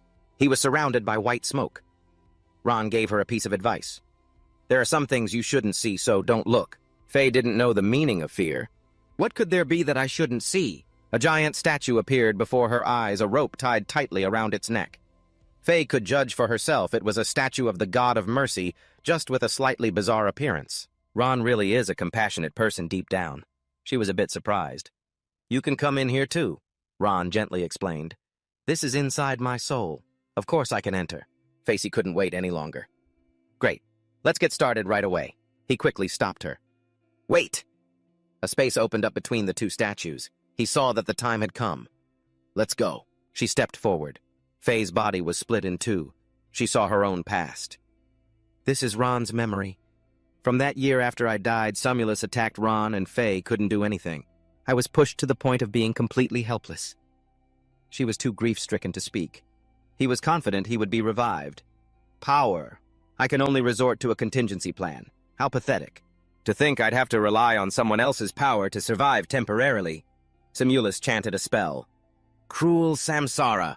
Transmigrate my soul into the body of a demon. With my outstanding talent, as long as my soul is immortal, my grand ambition will continue." He was furious, but there was nothing he could do. It just needs a little more before it can fully take form. Faye finally understood everything. So that's what happened. Miran's sister and Maravik, we were all reincarnated because of the chaos from that power. She witnessed a heartbreaking scene. Sokka, Sokka lay motionless in a pool of Sizo. Sumulus was strangely calm. "The cruel samsara has been interrupted. Though I don't know what the consequences will be," he declared loudly, "it will certainly allow me to continue to walk this earth." Facey couldn't help but worry. This is bad. The Demon Emperor has reincarnated too. Her mind officially shut down. This is where her memories end. Faye had no idea where she'd wandered off to. "I have to tell Ron about this quickly. Where am I? Am I still inside his soul?" Faye was all alone in the horrifying cave when a voice echoed in her head. "Faye, come over here. This is the way out." She was immediately on her guard. "Ron, is that you talking?" It admitted that it was Ron. "Yes, it is me." Just then the real Ron's voice warned her, "Don't listen to it, don't look at it, that's not me." Faye still couldn't understand what was happening. A demon appeared in front of her, looking as if it wanted to devour Faye. But Ron appeared, shattering the demon's plans. He urged her on. "What are you standing there frozen for? Hurry and get out." She was blown out of the shell. Faye couldn't understand it at all. "What in the world is that thing inside your soul?" Ron promised her, "When I have time later, I'll explain everything, but for now, did you find anything?" So Faye recounted what had happened. He wanted to know more. And then what? Faye summarized it with one point. The Demon Lord's power was what assimilated and killed him. We've witnessed that power ourselves. It's like someone else gave that power to the Demon Lord to use. Looks like you already knew. The Eternal Demon King. His left hand can take away power, and his right hand can grant it. He can grant the power he steals to others. Ron slammed his fist on the table. He was furious that he couldn't take care of that bastard Sumulus the Demon Lord. She could see where this was going. "We have to capture him after he's reincarnated and bring him under our control. If we don't, he'll become another cataclysmic disaster for this world." Ron didn't want to be reckless. "People still don't know what he's capable of. It doesn't matter how strong you are.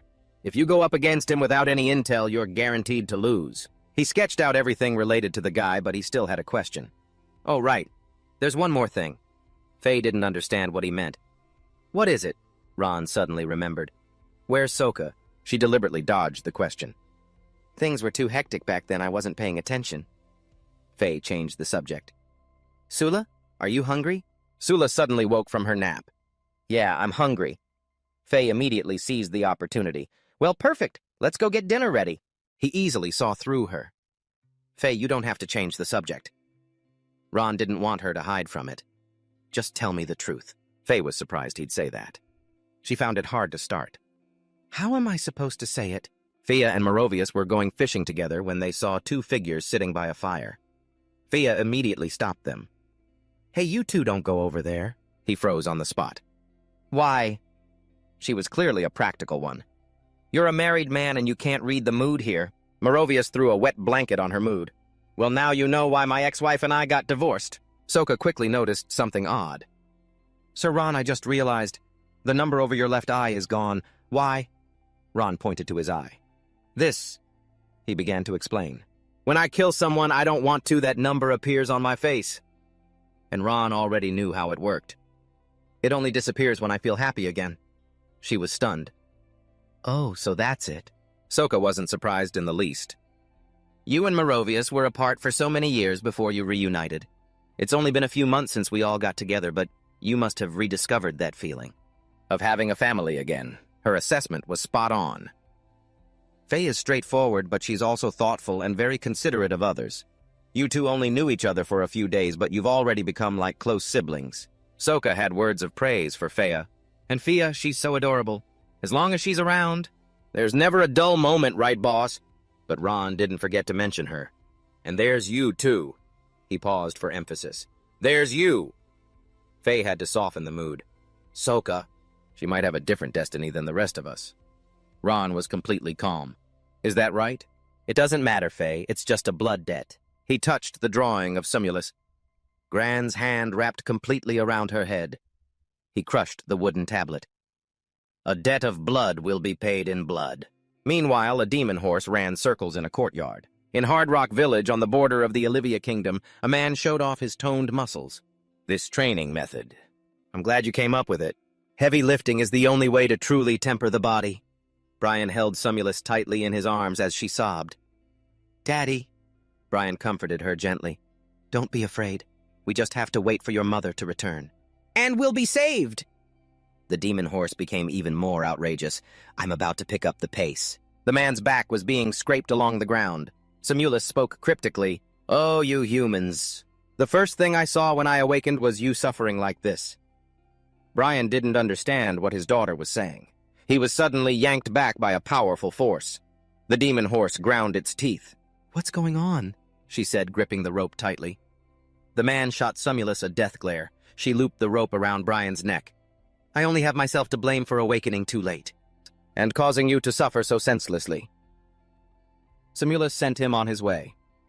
I must grant you death with my own hands to express my sincerest apologies. She had awakened a long time ago. The last tyrannical Dully-Quan republic of the demon emperor Sumulus's dynasty. Sumulus had lost all her humanity. Demons swarmed around her. Sumulus questioned herself. My creations. Why have you become so depraved? She roared at them. I wanted you to eradicate these errant lives and not bring them suffering, and yet you revel in it. This is wrong. Utterly wrong. A horse demon charged forward shouting, What are you rambling about? Go to hell. She was decisive and ruthless. Innate ability judgment of sin, decree of corporeal punishment. The demons around her turned to dust, not a single trace left behind. But Sumulus could not forget Ron. To think that the battle 5 years ago would end up like this. Oh, Ron, you are truly someone I find hard to forget. She had gathered a lot of information. I remember when I assimilated you, I saw something inside your heart. It revealed your true feelings to me. Sumulus felt a tinge of regret. But back then, there wasn't time for you to understand my heart as well. She mused to herself. Otherwise, you would have surely understood me. We could have even become friends. Sumulus's mother ran towards her in a panic. Damn it, those cunning beasts from the demon race. This is all my fault. I was too late. As soon as she arrived, she froze on the spot. Her daughter was standing alone in a sea of flames. Sumulus's mother opened her arms, wanting to embrace her daughter. My child. Tears streamed down her face. I'm sorry. If only I could have gotten here sooner. Sumulus's mother was filled with regret. I'm sorry, my child. She had always been devoid of emotion, but now she was in agony for one person after another. She couldn't believe her eyes.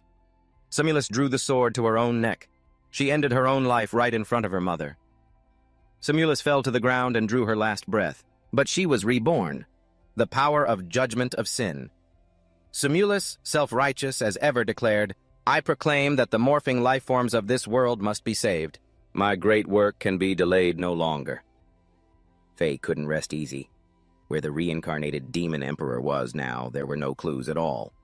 Ron decided to prepare in advance. In a moment, I'll have to take some precautions to prevent him from assimilating those two peak human masters. Right now, we have no way of dealing with those two. She had an idea. Speaking of clues, perhaps the soul fragment can give us some. Ron thought of a name. The soul fragment. You mean the current demon king of Purple Dusk? He always considered things carefully before acting. Faye and I have been in contact with her for a long time. Faye's innate ability can distinguish between truth and lies. She is truly a righteous person. She doesn't want to associate with the demon race. For now, this is our only breakthrough point. The Demon King of Purple Dusk, a soul fragment. But Ron still reminded himself, do I really have to trust a demon again? Don't forget what our goal is. He etched the words into his heart. We must slaughter the demons, destroy evil until we are satisfied, until we've hunted them to the last. Faye noticed Ron was distracted. What are you spacing out for? He regained his composure. It's nothing, I was just a little distracted. Ron located a position. Let's choose this place, the terrain is flat. She didn't understand his intention. What are you planning to do? He repeated himself. Like I just said, we need to take precautions. He had a plan all along. Summon the Vampire Knight and have him deliver the intelligence about the Demon Emperor to the human side. Sula had a rough idea. The Vampire Knight, isn't he a monster from Legends? Faye had only heard rumors. I've never met him in person. I've only heard about his terrifying strength and methods. Villains would rather commit suicide than fall into his hands. Ron immediately let a drop of his blood fall onto the grass, and his formation array was complete. 2 hours later, the little girl ran over to take a look. Ron found an excuse to save face. Maybe it's been too many years since I last summoned him. He's just not responding right away. Faye couldn't wait any longer. My body's too drained of energy. I need to sleep for a bit. If the Vampire Knight arrives, remember to wake me up. He agreed cheerfully. Got it. The formation array remained as it was. Sula felt let down. Is this for real? The long-winged vampire? Isn't he just something from a horror story? A strong gust of wind swept past the little girl. Sula finally dared to turn her head to look. The girl let out a breath, scolding herself for being scared. A monster's sharp point was aimed right at Sula. The girl only had time to let out a loud scream. Sula fell to the ground in fear. Help me! Varan appeared in a terrifying form. He gave a special reminder. I didn't call you here to scare people. Ron quickly straightened him out. Get serious, you little devil. Varan's tone was always confident. The one who knew how to use this array to summon me is no longer in this world. Now he was a bit suspicious. So how did you all learn it? Varan casually drew the few lines on the ground. Innate ability origin of the blood curse. Faye judged the scene immediately. The Vampire Knight doesn't exactly look like an ally. Sula quickly realized something was wrong. This is bad. He seems very unhappy. Varan clutched his head and stood up, threatening them coldly. I hope you'll tell me the truth willingly. Otherwise, I'll have to invite you to answer. Ron, who had been silent, finally spoke up. Nice turn of phrase. A literature teacher would give you at least 80 points for that. He looked at Varan with contempt. But other than that, there's nothing impressive about you. I'm so disappointed. The boy was stopped in his tracks, speechless. You... Ron's presence was even more overwhelming than Varan's. You still fail my course, Varan. The boy was dizzy, clutching his head as he tried to recall a memory. Could it be... your... His face suddenly flashed through Varan's mind. Professor Ron? A lecture hall appeared out of thin air, looking majestic, but inside a hand was forcefully holding Varan down. Don't burn my hand, Yen taunted him with a hot iron in front of his face. Why, Varan could only cry pitifully and beg. My mother will see it. The man's face suddenly fell as if in regret. So that's how it is. Unlike the ruthless Lauren family, a mother in a normal family would care for her child. And the child wouldn't want to make his mother worry or grieve for him. Who would have thought Yen would turn on him again, pressing the iron down on his hand? But what the hell does that have to do with me? The guy lifted the iron, revealing a large burn mark. Now it was the other hand's turn. Just as he was about to bring it down, a hand recklessly stopped it. Ron gripped the iron, tightly glaring at Eden with contempt. He narrowed his eyes, threatening Eden coldly, If there's a next time, I'll call your parents to come and drag you home. Though furious, the guy only dared to point and curse. An honorary professor with no official title. How dare you? A second later, the three of them were thrown outside. Ron still stared at them with a cold gaze. When he saw him step forward, Varan rushed to stop him. Wait! He tried to run through the crowd, shouting as he chased after Ron. Please wait a moment. But Varan's only reply was his retreating back. I didn't even get to... The door suddenly slammed shut, preventing his words from reaching Ron. Thank you, Professor, he muttered nearby. Two students peeking through the glass caught Varan's attention. Holy crap, the lecture hall is packed. There have to be at least 1,000 students in there, right? You're so clueless. He too became very curious upon hearing these words, so he peeked his head in to look. That's the demon-slaying maniac. who fought alone deep in demon territory. He only comes to teach combat for a few days on the rare occasion he has free time. Inside the class was well-behaved with Ron at the front. Those who want to fight demons and become heroes would probably fight tooth and nail just to attend his class.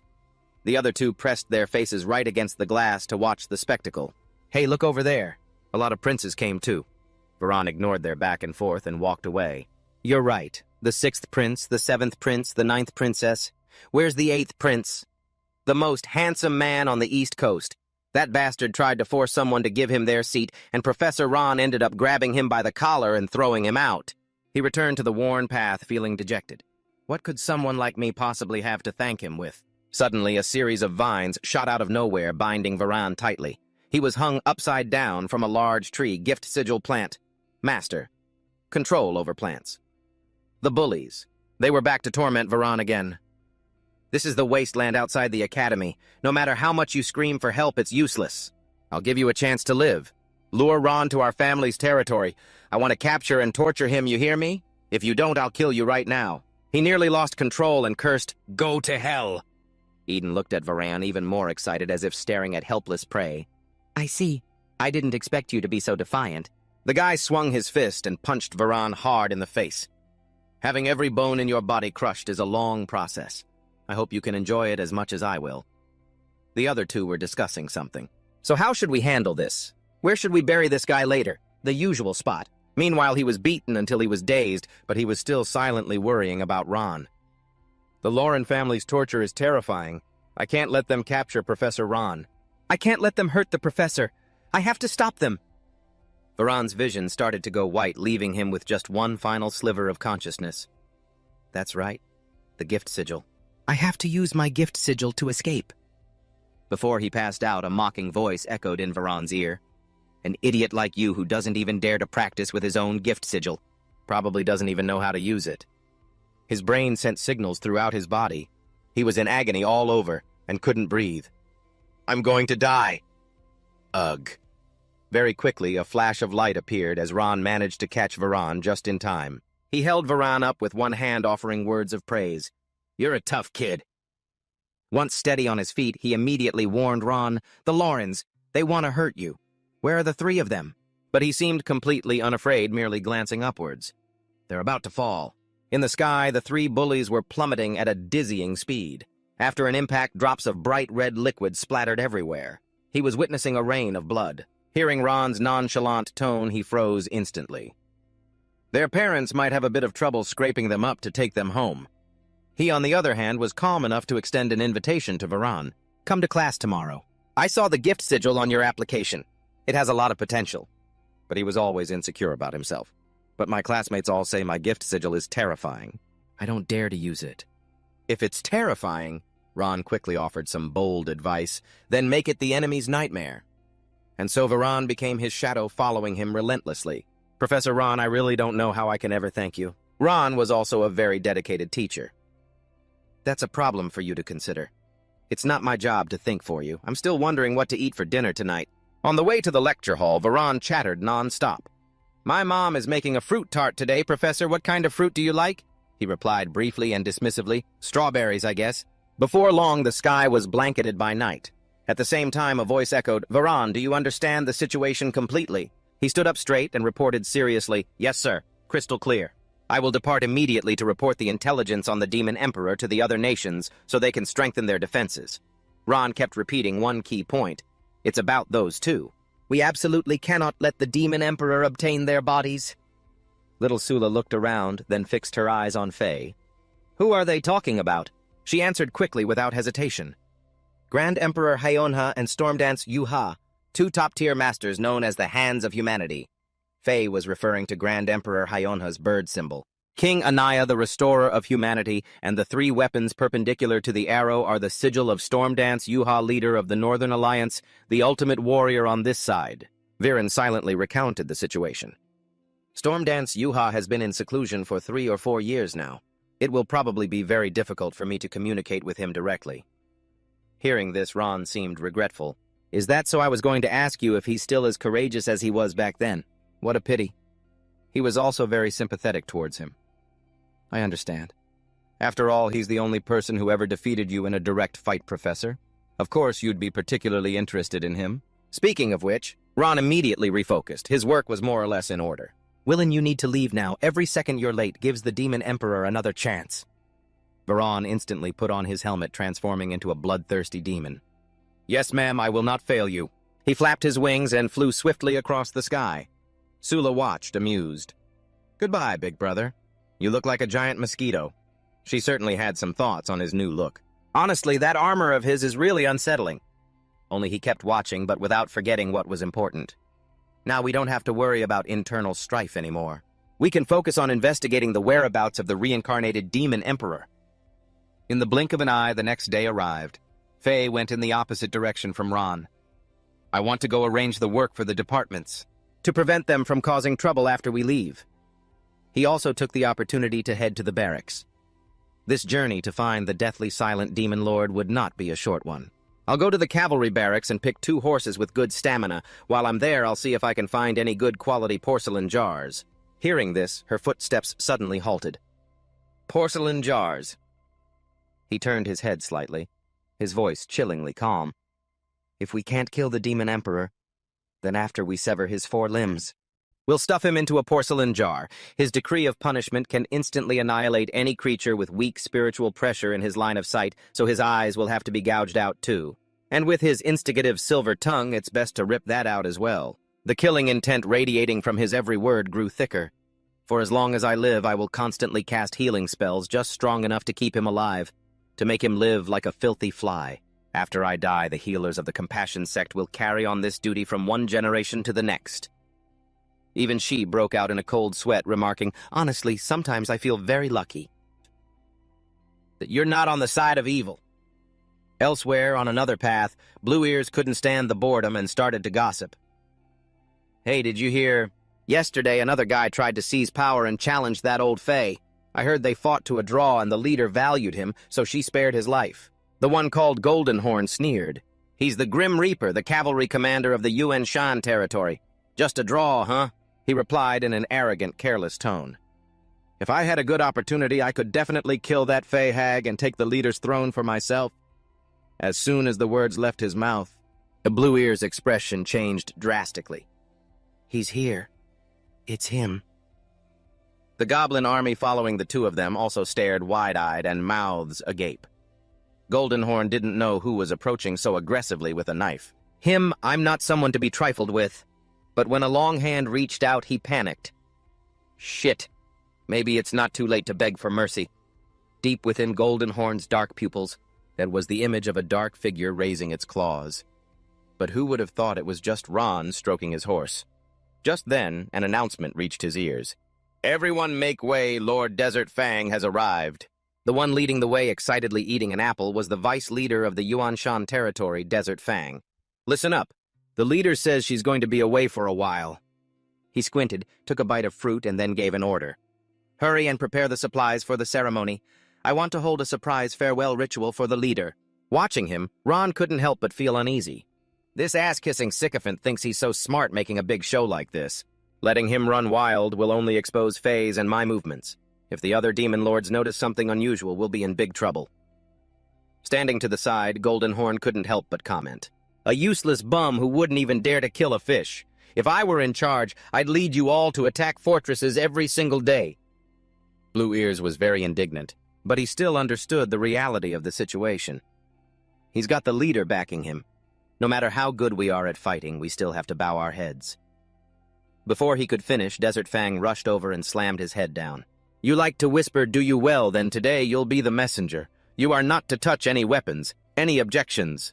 Overpowered Goldenhorn had to agree. Yes, Lord Desert Fang, I accept the assignment. Ron, who had been quietly observing, finally understood the situation. So that's how it is. Faye is quite thorough. A termite like him within the demon clan is useful to humans. Letting this kind of pest hold a high position can keep the demon clan's military forces in check.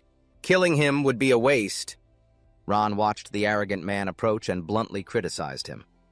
Making such a big fuss goes against the leader's principle of conserving resources. He looked up slightly, his voice a warning. Desert Fang, I'm afraid this will displease the leader. but the man simply spat a mouthful of apple pulp right in Ron's face. "Are you trying to teach me how to do my job?" Desert Fang grew even angrier as he recalled Ron's attitude. "Ah, that's right. You didn't kneel before me just now, did you?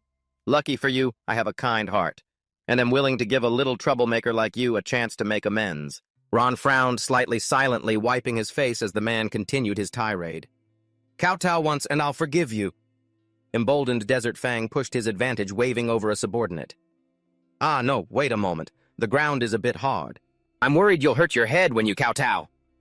He had his men shovel over a pile of manure, then pointed at it arrogantly. There. By now, Desert Fang was grinning from ear to ear. "Now kowtow!" The men behind him were all enjoying the spectacle. This is going to be a good show. Ron remained silent, cursing inwardly. "What a pain," Desert Fang persisted, whispering in a petulant voice next to his ear. "If you don't kowtow right now, I'm going to go tattle to the leader." He continued, lowering his voice to threaten Ron. "You frog in a well, have you any idea how terrifying the leader can be? If she finds out you've been disobedient, a single roar from her could probably scare you to death. And when that happens, this great Lord Desert Fang won't have a chance to beg for your life." He silently glanced at Desert Fang, trying to swallow his anger. "If I teach him a lesson, I'm afraid I'll be too heavy-handed, and he won't have the confidence to continue reigning in the demons here anymore." Unaware, he continued to provoke Ron. "What's wrong, scared stiff? Cat got your tongue." Desert Fang even grabbed his collar and tried to force his head down into the manure. "In that case, let this great lord help you wake up kowtow for me." But he didn't succeed. Instead, he was tripped, and just like that, right in front of his underlings, Desert Fang face-planted straight into the pile of manure. Unable to bear this humiliation, he let out a furious roar. Just then, Facey appeared and called out his name. "Hey, Saw Mac! What do you think you're doing?" The moment Saw Mac saw her, he immediately rushed over to tattle. "Chief, this brat refused to obey my orders. You have to punish him severely." After saying that, he turned to Ron and growled, "You just wait." He thought, "You're done for." But before he could even gloat, Samak was kicked square in the calf, forcing him down. He stumbled, falling to his knees before Ron, helpless but not daring to resist. "Chief, why did you—" Facey showed no mercy, putting Samak in his place with harsh words. "If I hear you ask why one more time, you can start digging your own grave." She then walked over to Ron, asserting her authority on his behalf. "From now on, the moment you see him, you will kneel. You are not to stand until he is completely out of your sight." Ron felt a bit awkward and gently told Facey, "You don't have to be so over the top. I wasn't planning on killing him." Meanwhile, the other monsters were in an uproar. "What in the world is happening?" "Keep your voices down." The way the chief is treating him proves he's not just powerful, but probably some high-ranking figure sent by the cruel Demon King. They all stared at Samak, judging him with their eyes. "Look at him. He's just an immigrant from the desolate royal court, always throwing his weight around. Someone should have put him in his place ages ago. Looks like he finally picked a fight with someone he can't handle." Samak himself was completely powerless. Just who in the world is he for the chief to act like that? And now I've made an enemy of him. My future is definitely ruined. As Samak watched their figures disappear, he could only tell himself that he must follow the chief's orders, manage the Vienson region well, and atone for his mistake. Once they were a good distance away, Facey finally spoke. "The deathly stillness Demon King despises the Demon Emperor. If we explain the situation, I'm certain she will give us her full support." Ron replied as he helped Sula down. "Let's hope so. For now, it's the only option we have."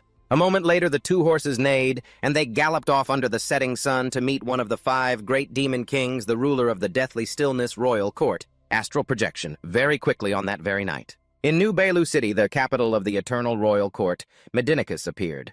Moonlight streamed through the clouds, illuminating the room. "I am quite at ease with my Eternal Royal Court taking the lead. The Demon Clan has completed the first step of its reformation." Tu rested his chin on his hand, his sharp, cold gaze fixed on nothing in particular. "Mere tools of slaughter cannot supplant humanity's rule over the world. Only another civilization can achieve that. Now even the lowliest of the Demon Clan has emotions. That is the very core of civilization. And in this meeting, I hope to advance with you all to the next stage of civilization faith." In the meeting room, a representative spoke, making the atmosphere even colder. "Humans make great contributions. After they die, they are worshipped by everyone as gods. We too should have the entire Demon Clan worship His Majesty, the Demon Emperor, as a demon god." The one speaking, sitting ramrod straight in a full suit of armor, was the Conquest. Demon King Agricola. Victory has been achieved, yet we must achieve more. Sometimes the dead are more useful than the living. I support this. The one with a longsword hanging over his head, the cruel demon king Udrat, who brings war upon the land, also agreed. I have no objection. Only the desolate Demon King Minotaur, who turns wine and food to dust, was the one to call him out. "Do you already have my son's support, so there's no need for this charade?" It asking a father like me for my opinion. The astral projection of the deathly stillness Demon King complained irritably. "What have the affairs of your demon clan got to do with me? Why drag me here just to spoil the mood?" Finally, the eternal Demon King, 2. Glory belongs to the demon firstborn, addressed her. Fan Lin. "I understand your position, and I won't force you to abandon everything at once." And from the old era. Fan Lin's cold gaze toward him remained unchanged. Tu ignored it and continued. "But I believe that one day you will understand. Destroying humanity is not my goal, but rather the process of remaking the world." Fan Lin suddenly stood up, giving a slight bow as if asking for leave. Tu allowed her to depart and then urged the others. "All right, everyone, let us continue the meeting." On a dirt path, hooves kicked up clouds of dust. It wasn't long before the two horses reached the lawless territory of the cruel royal court. Ron urged his horse forward to get a better view of the situation. Varan's blazing red aura kept watch from the sky. At the same time, the vampire knight Willen, in his haste to inform humanity about the demon emperor's reincarnation and his powers, had been flying for days without rest. He finally arrived at the kingdom of Angia and its wartime capital, Kwangfuk City, and entered the castle. Varan was then addressed by the Prime Minister. "Your Excellency Willen, there's no need to be so reserved. We aren't overly concerned with courtly etiquette here." Willen, though completely exhausted, still tried to explain. "My apologies, you're reading too much into it. I'm simply a man of few words. So hungry." Hearing this, the old man found it best not to press further and changed the subject. "His Majesty is currently dining. You may report to him directly." At these words, Varan's eyes lit up. "The great Emperor Hao Nya. This is my first time meeting him." He stood before the open doors and stepped inside, curious. A monarch, a master of schemes, who killed a king and his own sons to ascend the throne through bloodshed. What kind of man could he be? The man inside, who was in the middle of a meal, saw Varan and greeted him nonchalantly. "You must be the vampire knight Willan, the seasoned face of the king of the Ania kingdom." The restorer of humanity, the great Emperor Hao Nya, looked up with a faint smile. "My 8th son speaks very highly of you. It's a pity that back when he knighted you, I was occupied with other matters and couldn't attend." Hao Nya then extended a clean hand, gesturing to the chair beside him. "Our first meeting is quite timely right at dinner. Please have a seat." The Prime Minister also took the opportunity to report a few things. Although his words and gestures lacked the majesty of a monarch, he treated him with great sincerity. "Very good," His Majesty replied cheerfully. "Then why haven't you told your historian to record it in the White King's book immediately after the old Prime Minister and 2 important personages appeared with the White King's book? It records the merits and good deeds of each generation's king. The Black King's book records the foolishness and evil deeds of each generation's king of Anya." After Hao Ya finished his meal, he proactively served food for Varan. "This Prime Minister of mine usually uses the Black King's book to criticize me. It's rare for him to say a pleasant word today." Varan looked at that friendly demeanor with some suspicion. "Emperor Hao Ya feels a bit different than I imagined." Varan watched the soup drip down and then stated his purpose for appearing. "Your Majesty Hao Ya, I wish to report a matter concerning the Demon Lord and the 5 heroes." He didn't stand on ceremony and immediately replied, "Go on, speak while you eat." Soon the soup plate was empty with only a wet stain left behind. Hao Ya tried to scrape up the last of it while discussing business. "So right now, Bao Yudu He and I need to abstain from killing, to avoid accidentally killing the reincarnated Demon Lord with our own hands and being assimilated by his power." Hearing this, he immediately brought up another matter. "Yes, Your Majesty." "Then what about Bao Yudu He's side?" His Majesty closed his eyes, ate a piece of plain cake, and uttered a sentence. "He's using seclusion as a cover, bringing only a few trusted soldiers to Cayenne Island to train. As of today, it has been 3 years, 8 months, and 27 days. After eating, Hao Ya casually wiped his hands. "I'll send a spy to deliver the intelligence to him." Just then, the Prime Minister unexpectedly entered to announce, "Your Majesty, the spy you sent to the demon territory has returned and requests an audience." He didn't reply immediately, but turned to Varan and said, It's fine, you don't need to leave. I trust your character. However, he politely refused. Thank you for your trust, Your Majesty, but it wouldn't be appropriate for me to remain while another person has an audience. And so Haoya immediately stood up behind Varan. All right then, I'll take you to the guest room to rest. You've had a long journey. He was momentarily stunned, unable to believe it. Your Majesty, you're going personally. Having a servant show me the way is fine. Unexpectedly, His Majesty was very considerate of the servants. It's their lunch break now. If I call them from the break room, they'll have to make an extra trip. It's too much trouble. With no other choice, Varan could only walk and talk with him.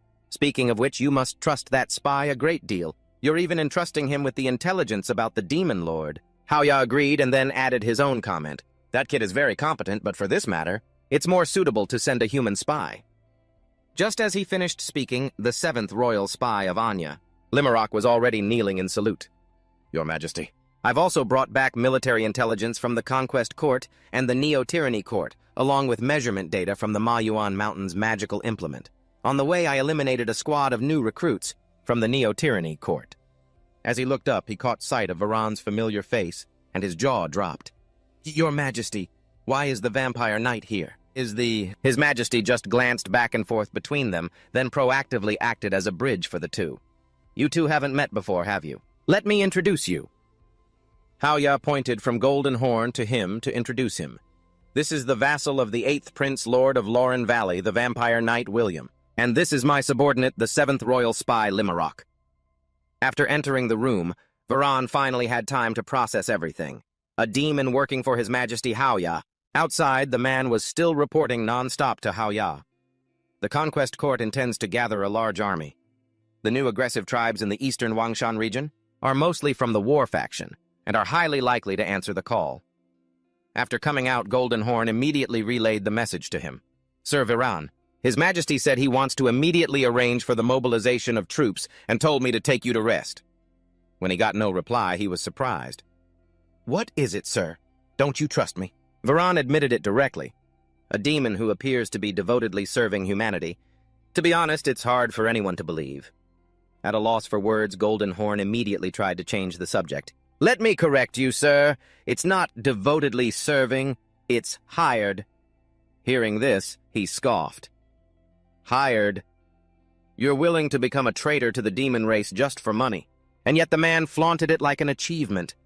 In this chaotic era of war, this is the stage for experts like you. Find a backer and make some money in the chaos. That's what weaklings like us should do. As for demons, humans, Golden Horn pulled out 2 gold bars and asked with a cunning smile, these 2 gold bars, can you tell which gold bar belongs to the demons and which belongs to humans? Before Varan could speak, he cut him off again. Let the demons and humans fight however they want. What's that got to do with me? At this point, Golden Horn feigned a sigh. I just want to save up enough money to leave this godforsaken place torn apart by war and go over to the Lunaya continent to live a good life. However, he remained unmoved by this sob story. How ironic. Is this the price for developing civilization? Amidst a crowd of murderers, a selfish little coward emerges. Being insulted like that, the man didn't get angry. He even agreed with the insult. Well said. I've benefited, so I deserve to be cursed. I don't want to be like some hypocrites who scheme for their own benefit with one hand, while using the other to silence people. These dirty deeds. The mere thought of them disgusts me. Golden Horn's expression gradually brightened as he mentioned an important person. Speaking of this selfish topic, I'm reminded of your teacher, Ron. He is a paragon of selflessness, a truly worthy hero who fights for the good and is determined to hunt down and eliminate evil. Unable to stand his whimsy, he scowled and shouted, "If you have something to say it directly. Don't play this game of praising before criticizing." Suddenly the man looked down at Varan, drawing out his tone. But is he really that noble and selfless? Is it because he has no personal desires, or is it because his ambitions just happen to align with protecting the people, allowing him to do both at once? Golden Horn's eyes grew cold and emotionless. Who knows what dark secrets he hides inside? His pupils shifted slightly as he spat out his contemptuous words. Maybe he's even deceiving himself. Varan couldn't stand it anymore and pointed his sword at Golden Horn's neck, his mismatched eyes and cold voice gradually revealing themselves. You'd better think very carefully about what you say next. The man was scared out of his wits and had to correct himself. It's just a hypothetical. Just a hypothetical. I meant absolutely no disrespect to the deceased. I held him in the highest regard. Years ago, when the vile crimson demons were bullying me, he cut them down and vented my anger for me. He pressed the tip of his blade against Golden Horn's neck again to interrogate him. Tell me your hypothesis. The man didn't dare disobey, forcing out the words in a panic. I was just thinking, hypothetically. Hypothetically, if he were still alive, if he hadn't died 5 years ago, what would he have done when faced with the choice between the greater good and his own personal desires? By now, their 2 horses had stopped by a lake in the unclaimed territories to drink. Ron studied the map, his face etched with frustration. At their current pace, it would take at least another half a month to cross these lands and reach the court of the Silent King. Sula was busy cleaning her pet frog. It's a good thing this area is so desolate. We haven't even run into any demon tribe bandits. Nearby Faye was cooking. Ron seriously reminded the little girl, don't let your guard down. While we have the time, you should learn some self-defense skills. Do you have the seal talent? Sula thought for a moment before answering, I do, but my grandpa and I were always on the run from the demon tribe's war, so I never had a chance to test it. The little girl recounted, smiling innocently. I only know that I can forge iron faster than Grandpa. It's like someone is secretly helping me. Hearing this, Ron immediately came up with a training plan for Sula. If you don't develop your talent, your gift could remain buried for your entire life. In your case, you might be using it unconsciously without even realizing it. That's fine. A moment of crisis can force it to awaken. In that case, first I'll teach you the basics of wielding seal power. The little girl obediently nodded, answering, yes. He was very pleased with this response. He continued to explain, as long as someone with the seal talent is alive, their heart will continuously generate seal power that spreads throughout their body. It's intangible, flowing invisibly. Ron's gaze suddenly sharpened as he guided Sula step by step. The basics of wielding seal power can be broken down into channeling, amplifying, releasing, and shaping. Channeling is to channel the seal power and focusing it on different parts of your body. Amplifying temporarily increases your total seal power, but it will overload your heart. Releasing is to project the seal power outward, away from the surface of your body. Shaping is to form the seal power into different shapes. He couldn't help but think of the shadow figure he had defeated in an instant. Let me give you an example. Back when I only had the first seal, I could pierce through someone's chest with my bare hand. That's because I took all the seal power from my defenses and focused it onto my hand, reinforcing my arm. This is channeling. Following that is the sight of opponents being thrown into disarray by your aura. Normally, channeling seal power to the point that it's visible to the naked eye is a very distant goal. Thanks to the serpent bloodline seal talent, I'm able to use thermal vision. Speaking of which, Ron recalled Faye's situation back then. Previously, when Faye fought against my roaring thunder, she used amplification to increase her total seal power. She increased the density of seal power throughout her body, making it as solid as a rock. A powerful physique hidden behind sturdy armor. That's my goal. As for this is using shaping, molding the seal power on the surface of the body into a hollow membrane. Here, I first use shaping and my ancient serpent bloodline seal talent to form a snake. Then I release it, letting it leave my body and act on its own. After a while of lecturing, he crossed his arms and looked at Sula. Now you'll learn the most basic channeling. Try to feel the seal power, then channel it to concentrate in your hand. Hearing this, the little girl immediately swung her arm forcefully. Yes, channeling. Ron reminded her a bit helplessly. You don't need to shout it out. Immediately after, Sula's hand was engulfed in flames. I can feel it. It's moving. Ron took this opportunity to check Sula's true strength. As I thought, you're very talented. Now take out your hammer and give it a swing. Doesn't it feel lighter to swing than before? The little girl beamed, able to lift the hammer with ease. It really is. Ron wasted no time continuing his earnest instruction. You can also use channeling to imbue your aura onto the hammer. Some sword techniques are based on this principle, you know. But the effect of the aura on these external objects will be diminished. He began to draw his sword to demonstrate. Weapons made of resting steel are one of the exceptions. Immediately after, Ron ordered the girl to do it again. All right, now practice your defense. Staying alive is what matters most. Your aura is limited, so you can only maintain a localized defense. Focus all your aura into your hands to make your flesh and bones rigid. He even lightly pressed the sword against Sula's hand. Get ready. I'm going to strike down with a very small amount of force. Try your best to defend. The girl showed no panic. Instead, she was surprisingly obedient. Yes, sir. I wouldn't trust anyone else, but with your skill, I'm sure you'll withdraw your strength the moment you break through my defense right. But as soon as Ron spoke, the girl's eyes widened and she broke out in a cold sweat. I'll reattach your severed arm for you. Sula was completely frozen, watching helplessly as the sword came down. She braced herself with all her might to block the blow. The sword stopped the instant it touched Sula's hand. In that point of contact with the metal, the mountain golem core had clenched their teeth to block it. Innate seal mountain golem core. After being released, they danced joyfully in Sula's hands. It's only in a crisis that a person can unleash their true potential. Sula gleefully hugged the mountain golem core. When I channel them, they do this. What's next? What should I do? Ron frowned, trying to rack his brain.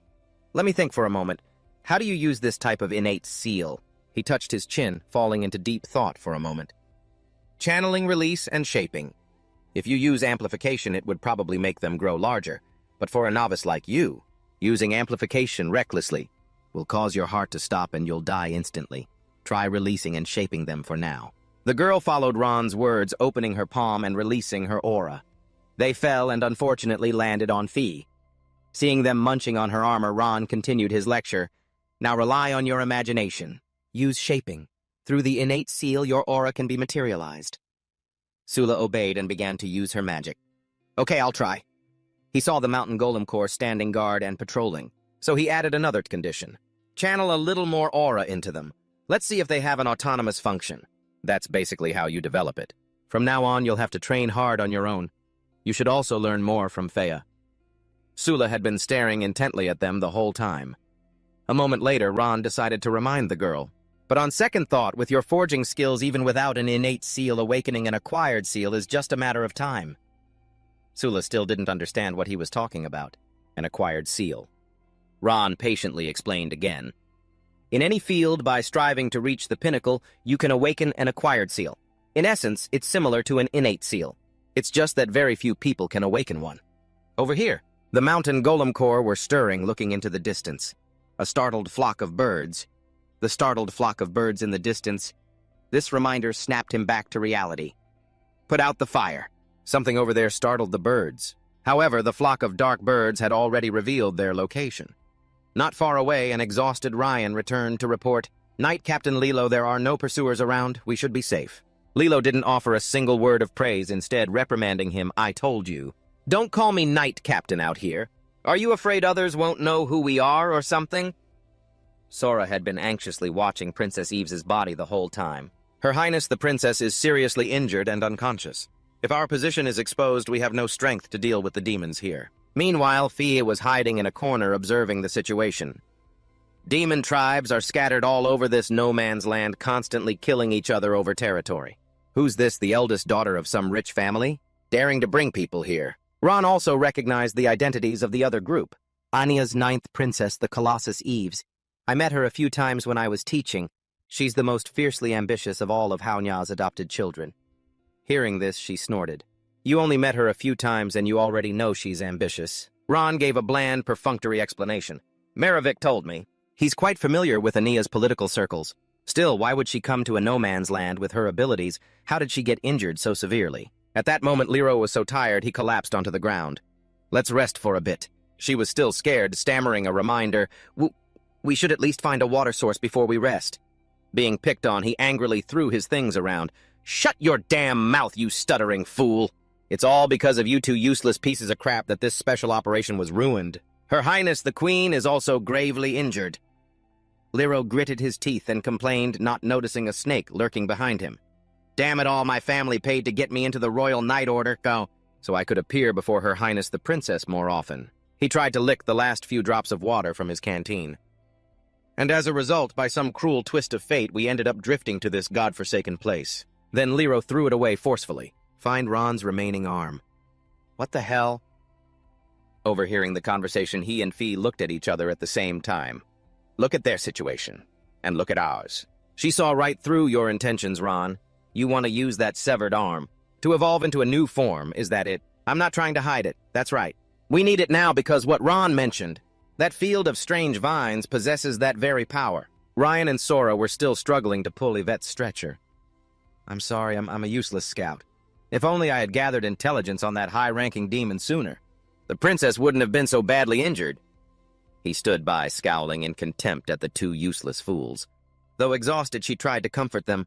Don't blame yourselves too much. Ron's severed arm is in the hands of that high-ranking demon. Isn't that the crucial intelligence you brought to Her Highness the Princess? He was also well aware of this issue. It was exclusive intel that I previously asked a broker to contact Limmerstoff to buy. With that said, the two gritted their teeth and continued to pull the heavy load. Not even a few seconds later, a hand reached out and forcefully snatched the rope. "Give it here!" Ryan was completely speechless at the actions of Knight Captain Lero. He just went on silently, working alone. "A Knight of Ania never quits halfway," Lero said, not forgetting to comfort him. "There's a water source up ahead. We'll be there in a bit." Ryan couldn't help but ask, "How do you know?" He simply replied with a haughty attitude, "Because I said so." Suddenly, Yvette unexpectedly coughed up a mouthful of black blood. Ryan's face turned pale at the sight. "Your Highness Yvette." She fell into a coma, racked with excruciating pain. He was just as frantic, constantly urging Sora, "Hurry up and heal her kid," while unleashing 5 healing spells and projecting his spiritual power. While chanting the incantation of the Goddess of Mercy, she held out her hand and stammered, I am using it." But the result only made Sora feel even more helpless.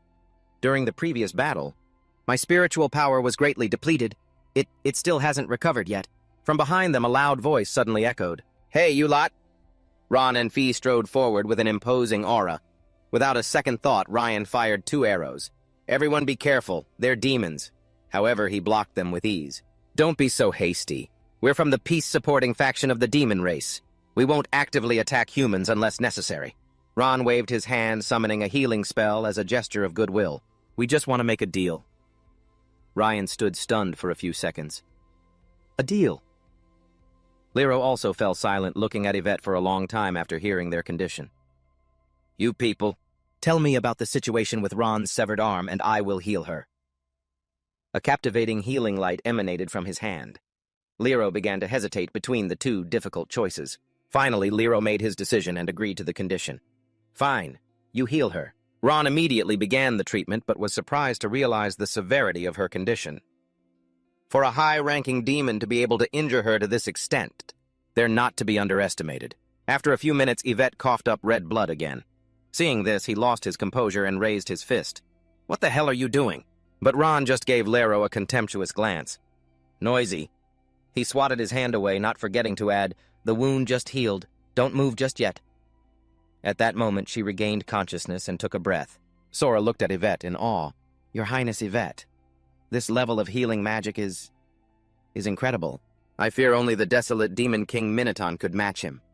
Realizing the situation, Lero turned and started yelling at Ryan.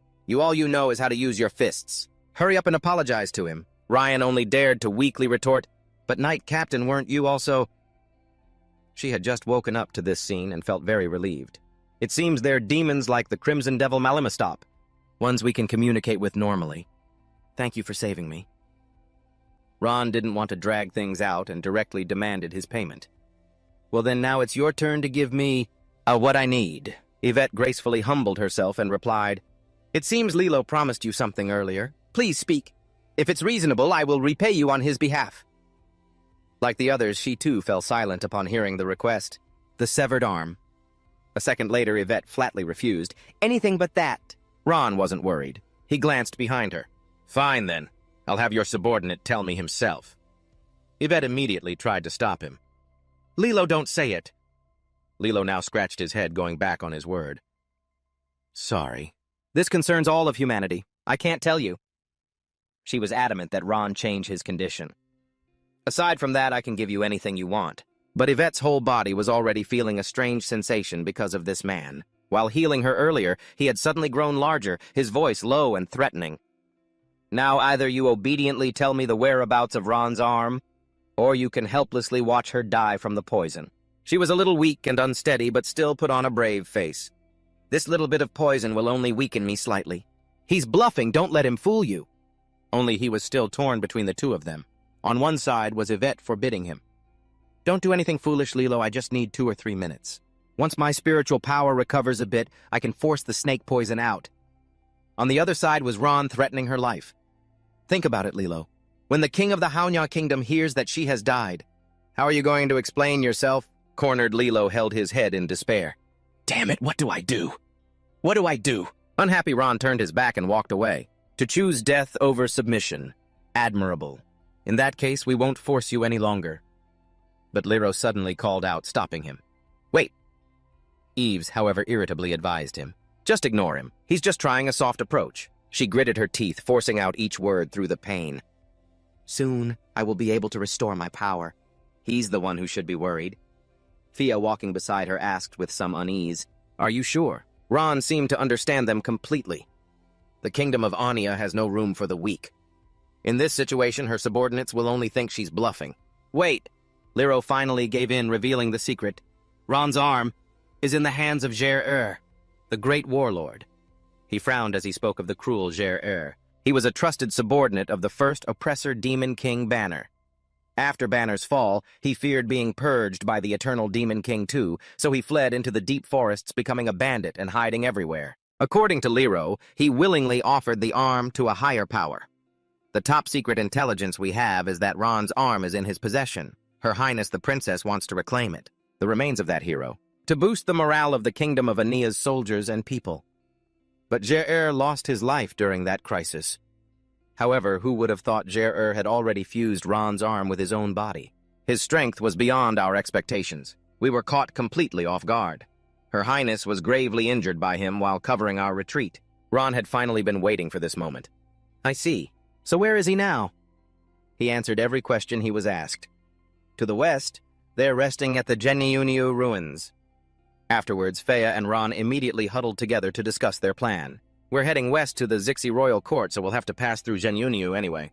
It's just that Jer-Er fella. I'm afraid we won't be able to handle him. We have to come up with a better plan. Meanwhile, Liro was anxiously urging them, I've told you everything I know. Hurry up and cure Her Highness's poison.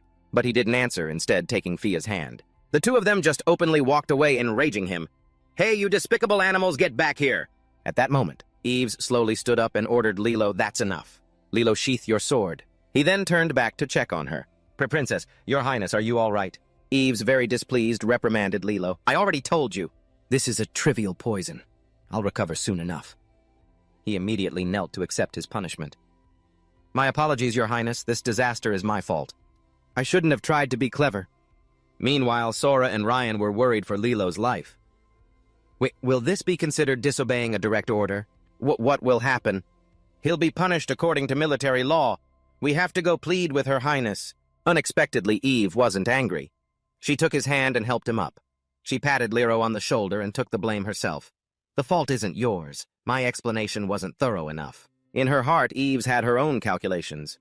We don't have to worry about Ron's arm being taken by those two demons. They are no match for Jer-Er. Let's rest for a bit and calmly figure out a way to defeat him. As for Liro, he could only repeat his usual phrase, Yes, Your Highness. Suddenly, his keen ears picked up something unusual. Your Highness' enemies are approaching. A ghostly silhouette was floating in the air. She reacted quickly, immediately arranging their positions. Everyone on guard. Form a spearhead formation. From a distance, the four of them could hear an announcement, Found them. They're over here. The four people Jer-Er put a bounty on. They were the Leapy Brotherhood, a bandit group from the lawless zone led by the white demon Gakifu. He already said it. We just need the heads of those four, and we get to keep their four fine pelts for ourselves. The great landlord Swiftstrider, one of his subordinates, was even more excited, rallying his brothers. Partners, let's make a bet. See which one of them lives the longest after being skinned. I lost last time, so I have to win big this time. Eves calculated for a moment, then reminded Liro, Until my power recovers enough to use my Tianfu seal, hold your ground. He quickly raised his sword, awaiting the order. Understood. She didn't forget to warn him. The enemy commander is an expert at releasing and controlling power over a wide area. He can make an entire army move at lightning speed. Their mobility is extremely high. If we get separated, we'll be picked off one by one. The Riddle Demon couldn't wait and spoke up. Boss, don't rush in. Let me weaken them first. All right. Hearing this, the White Demon enthusiastically agreed. Go ahead. They don't know about your Tianfu seal. Having received permission, he aggressively issued a challenge. You four listen up. Every word of the Riddle Demon's question reached the ears of the four clearly. A rooster hatches from a normal egg, but it can speak human language. Where on the continent of Solus did this rooster come from? He didn't even give them time to think before starting a countdown. 3, 2, 1. If you don't answer in 3 seconds, it counts as a wrong answer. His Tien Fusil ability, bewitching word, annihilation transformed into a bug that crawled onto them. Those guys are bound by the same rule. One of the Riddler's questions must have 2 as the answer. When you answer wrong, your force gets continuously drained. Lero gritted his teeth, trying not to do anything rash. Beauty is a gift, a type of innate seal rule. Are we just going to have our force drained by the host until we die? Soren is just as terrified as I am. I don't want to die some ugly, shriveled death like this. Ryan, nearly going insane, aimed his crossbow at the opponent. This thing can't be destroyed. Then I'll attack your true form directly. Luckily, Ives managed to stop him. Don't be reckless. Save your arrows. He's moving too fast. You won't hit him from this distance. Just like you said, they're teleporting as fast as lightning, as long as the boss is here. They won't even dare to touch a single hair on me. Watching this scene, he looked very pleased. Well done. Well done. Now all of you attack. He then shot a hostile glance at the white demon. My innate seal based on defense and shaping alone is already invincible. Once I've absorbed enough force to level up to a 2-seal user, I'll figure out a way to train my speed. This brute will no longer be of any use. As he finished his thought, the horde of demons instantly surged forward like a storm. The other 3 couldn't react in time and just stood rooted to the spot in a panic. Right after that, a familiar head of white hair appeared before Yvette. I told you, your wounds just healed. Don't exert yourself. Ron mercilessly chopped the heads off several demons as he suddenly transformed into his fierce thunder form. Eve was momentarily stunned by the sight. She never expected him. Fia suddenly appeared, interrupting her thoughts. Don't be so formal. Just consider this a welcome gift for our new alliance. But before moving on, she made her purpose clear. We just thought of an opportunity for us to cooperate, so we came back specifically to discuss it with you. Cooperating to deal with the dead one. Steal Ron's arm. Of course, that arm belongs to us. Meanwhile, a massive explosion erupted. Ron's entire body was continuing to transform, leveling up from a 2-seal to a 3-seal user. Even he had to marvel to himself, I can't believe this molting snake form can level up even further. The white demon appeared just in time to assist the question demon. I'll hold him down. Hurry up and ask your question. He even used his boundless desert technique, but the question demon blocked it. No matter how fast you are, right now you're nothing but a headless fly. He stepped forward with a smile and posed the question. Listen up. My name is Xiaoji. We are 4 brothers in total. The eldest is named Dagu, the second is Ergu, the third is Sangu. So, what is the 4th brother's name? The question. Demon's voice echoed in the sandstorm. 3, 2... Finally, Ron solved the riddle. Sigu. In response, the question demon just smiled smugly. Wrong. It's Xiaoji. At his command, a whispering illusion butterfly crawled onto his hand. Ron suddenly saw 3 round dots on its body. Ancient serpent bloodline. Thermal vision. A second later, the question demon's body temperature suddenly spiked. Flash thunder stab. He unexpectedly vomited something out. He suddenly grabbed the question demon by the throat and growled, I said it's Sigu, so it's Sigu. Over on the side, Lero's group started to panic. So strong and brutal, too. I really hope I didn't do anything to offend him. The white demon watched this scene with great amusement. To think there's a kid this formidable in an unclaimed territory. Excellent. So excellent. He stomped his foot hard. Innate seal sovereign. Earth Lord's power. Armed fortress. I'm going to personally skin you. What an exquisite collectible you'll make. A magnificent sandcastle suddenly appeared. The white demon stood on its highest point and shouted down, I guarantee I will make you absolutely beautiful. A white shadow suddenly shot out from the gate. Ron reacted just in time to dodge it. Not to be outdone, he counterattacked. But the other 2 were already thinking negatively. We're screwed.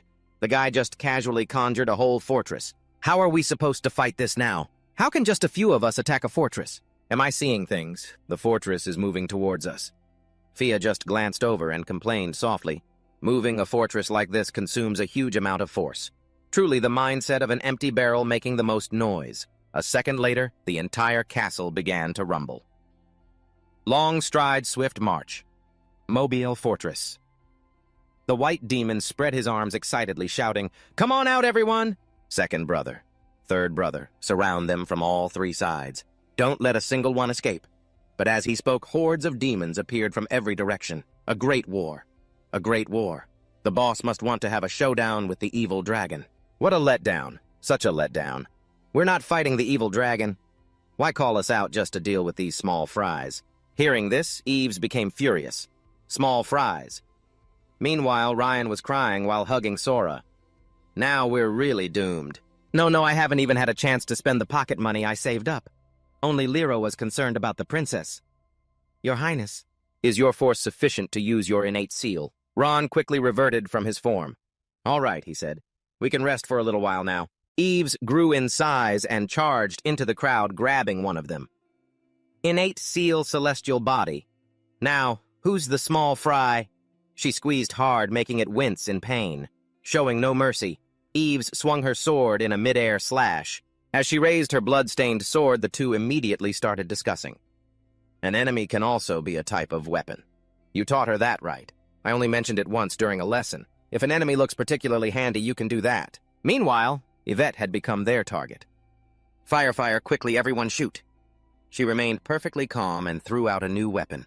It sent the white demon flying straight into the fortress wall. He began to rage, gritting his teeth in fury.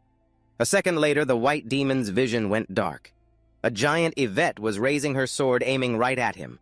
A streak of light split the white demon's face in two. The slash tore through him, splitting the land behind him as well. Without hesitation. Just then, Ron turned his head, noticing something unusual. There was movement in the direction of the setting sun. A pair of wings became radiant under the evening light. The flying demons were all targeting that Yvette woman. That's the evil dragon of the unclaimed territory. Warlike and a skilled fighter. It only appeared a year ago, but its infamy has already spread far. Fia and he were still watching from the sidelines. Seems like it's not interested in us. Otherwise, it would have been another vicious battle. It's best to be careful. Just then, she suddenly appeared, humbling herself before the two of them. I agree to your proposal. With the strength you two possess, he'll surely be a powerful ally. Yvette didn't forget to get something out of it. They would team up to deal with Chesnir, and as for Ron's arm, they would each get half. Ron readily accepted the deal. Right half for each. But deep down, they both had the exact same thought. Who would really split it 50-50 with you? When the time comes, I'll strike when he isn't paying attention and just take it. As night fell, two campfires appeared by the riverbank. Sula's group was eating and drinking cheerfully. Meanwhile, Yvette's group just sat and stared at each other. She suddenly stood up and gave a serious warning. From now on, you must always be on guard against those two from the demon tribe. They'll try to harm us. I have to go talk to them. Lyro nodded vigorously and replied, I will not fail my mission. I will atone for my sins. Then Yvette shifted her gaze to the little girl she had noticed earlier. What's the deal with that child? Is she their slave? Sula saw her and shouted out, Hey, that lady's here! Nearby, the two knights were eavesdropping without a care for their image. I can't stand this, using the remains of the hero Ron to make a deal with the demon tribe. If it were the remains of the invincible knight commander, it would be even more unbearable. Tell me about it. The invincible knight.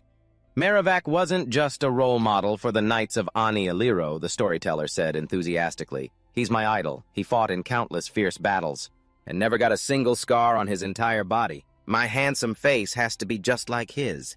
No scars allowed. Over here, Merovius looked from Sora to the pie. Is that an onion cheese pie? Can I have a taste? He gave a bitter smile. It's been so many years since I've been home. I really miss this taste. She was always wary of Merovius. No way. My mom bought this for me before we left. It was really expensive. He jumped up in alarm. What? Who are you? When did you get here? Lyro's voice was filled with disbelief. A demon. He chuckled softly and lowered his hood. That's right. Lyro finally called out to the others over there. Hey, is this demon a friend of yours? All four of them turned to look at him at once. Merovius silently drew two swords. With a few swings, several fingers went flying. Flowing water sword technique. The other three clutched their bleeding hands in a panic. Fee and Ron heard the commotion and rushed over. That guy. The flowing water sword technique. The tall, dark figure once again entered his sight. Merrivac. Merovius. He stood there nonchalantly while Yvette had long since assumed an attack stance. He didn't hesitate to state his purpose directly. Your Highness Yvette Ninth, Princess of Anya.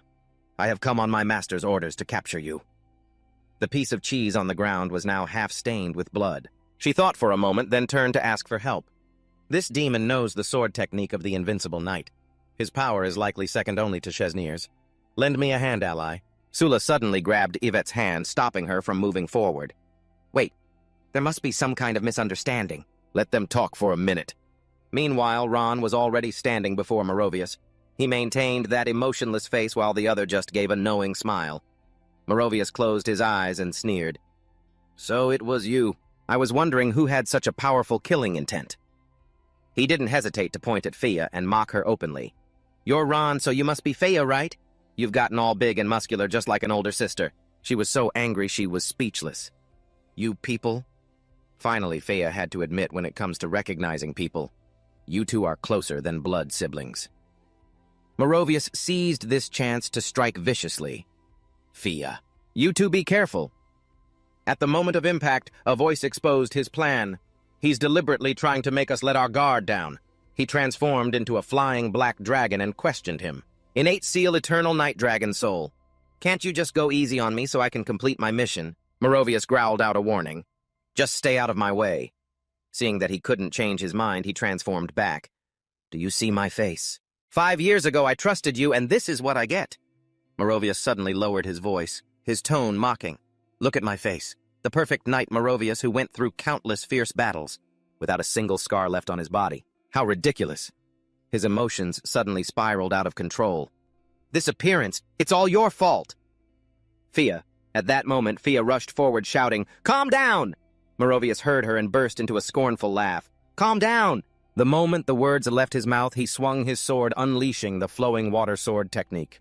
All I need to do is calmly complete my master's orders. She was severely injured because her undying battle technique wasn't activated in time. Master this, master that.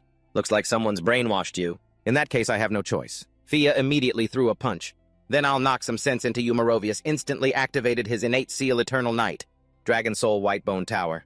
I've always been perfectly clear-headed. She only hit empty air. Fia gritted her teeth in frustration. Using the mist to refract light and hide his body, huh? He's learned a few new tricks. While treating his wounds, Ron warned of it, come here. He's targeting you. He suddenly stopped. Thermal vision. He suddenly lunged in for a sneak attack. Without hesitating, Merovius summoned Sacred Flames, flowing water sword technique. Flame-imprisoned dragon. Ron stood in the center, coolly assessing the situation. He's been observing us from the start. He already has a counter-strategy. My thermal vision is useless. Yvette clenched her fists, muttering, which direction will he attack from? He didn't answer, simply saying in a flat voice, Fia, a few days ago on the road, weren't you researching a new way to use your shield? Now is the time to use it. With that, she waved her hand and summoned her talent seal Ibios. Dawn, Fortitude, Liro, frowning, stammered out, Can you use healing magic? Sora clutched their wounded hand, hissing, It hurts too much, I can't concentrate. A cold blade pinned him down just beside his cheek. A chilling smile spread across the man's face. I don't wish to harm the innocent, which is why I only crippled your hands. Don't waste my goodwill. The sacred flame still completely surrounded them. Merovius suddenly pulled back his hand and asked, Airtight, isn't it? Now then, how do you all think I should break through it? Hearing this, he roared in fury. Liro's voice cracked with rage. They called you Mero, didn't they? You're nothing but a stinking demon. And you think you're worthy of the name Mero? He let out a laugh. You've really got some nerve. To dare scold me in a situation like this? He became even more furious. You've insulted the name of my idol. I'd be unworthy of being a knight of Anaya if I didn't curse you for it. Merovius coldly retorted, Well, do you know that your idol Mero strived his entire life for the title of First Knight, but until the day he died was only ever called number 2? Any guesses why? His face darkened. Because the title of First Knight was always reserved for the firstborn of King Hoya. Merovius then transformed into his dragon form. But among demons, strength is everything. How fair and just, he muttered maniacally. As long as I'm strong enough, becoming the new demon lord isn't impossible. With that, Merovius spread his wings and soared away. Meanwhile, Ron's group was still trapped by the flames. Watching him fly past, he ordered, Eves, if he notices the opening above our heads, you... Just then, Merovius landed near them. Eve immediately seized the opportunity and activated her talent seal celestial body. A giant sword shot towards him. Unafraid, he simply scoffed, "Just a petty trick." Merovius's eyes suddenly flew open in shock. It turned out Ron was on the sword hurtling towards him. Unleashing his killing intent, he immediately charged in to attack in less than a breath's time. The two clashed. Without hesitation, Ron swung his sword for the kill. Fierce Thunder Heavenly Pillar. First sword form. Simon, who had witnessed the entire fight, lowered his binoculars and clicked his tongue in amazement. "I never thought the talented dragon would get tripped up here. Capturing the 9th Princess Yvette is clearly no easy task." After finishing the job, he landed on the ground. Faye walked over, her brow furrowed with suspicion. "That's strange. Did he really just retreat like that? He wasn't even using his full strength. He didn't even use his own talent seal." Ron gave a thoughtful look and replied, "It was just an act. As for what happened between him and me..." Merovius reverted to his human form, laughed, and asked a question. "Did you see my face?" At the same time, a skeptical Faye asked, "Brother Marrow, doesn't this hurt?" He looked in a mirror as he replied, "It's worth the pain." Merovius casually waved a feather and explained, "It's not often I get to meet such a skilled demon. Someone who can actually leave a scar on me in battle. I have to take good care of this scar, make it look majestic and super cool." It turns out this was a kind of folk remedy. Before a scab forms, gently brushing a feather back and forth over the wound can widen the scar's shape. He smiled confidently and continued, "The future first knight of Anya.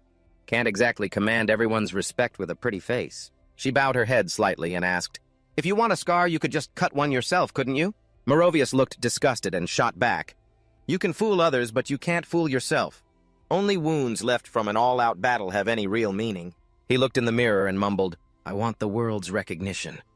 At this, Merovius's voice deepened, "But I want my own recognition too." As he was sighing, a wave of healing magic washed over him.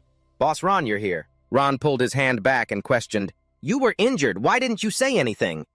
Merovius, looking at the mirror, wailed, "My cool scar!" Just before he had lowered his voice to remind him, "Someone's watching me. Put on a good show." He replied instinctively, "You're stronger than me now, but whether or not it looks convincing is mostly up to your acting." At this point, Ron finally asked, "Facey, how on earth did you two coordinate your signals? Before and after your hand was cut off, the acting was just too real."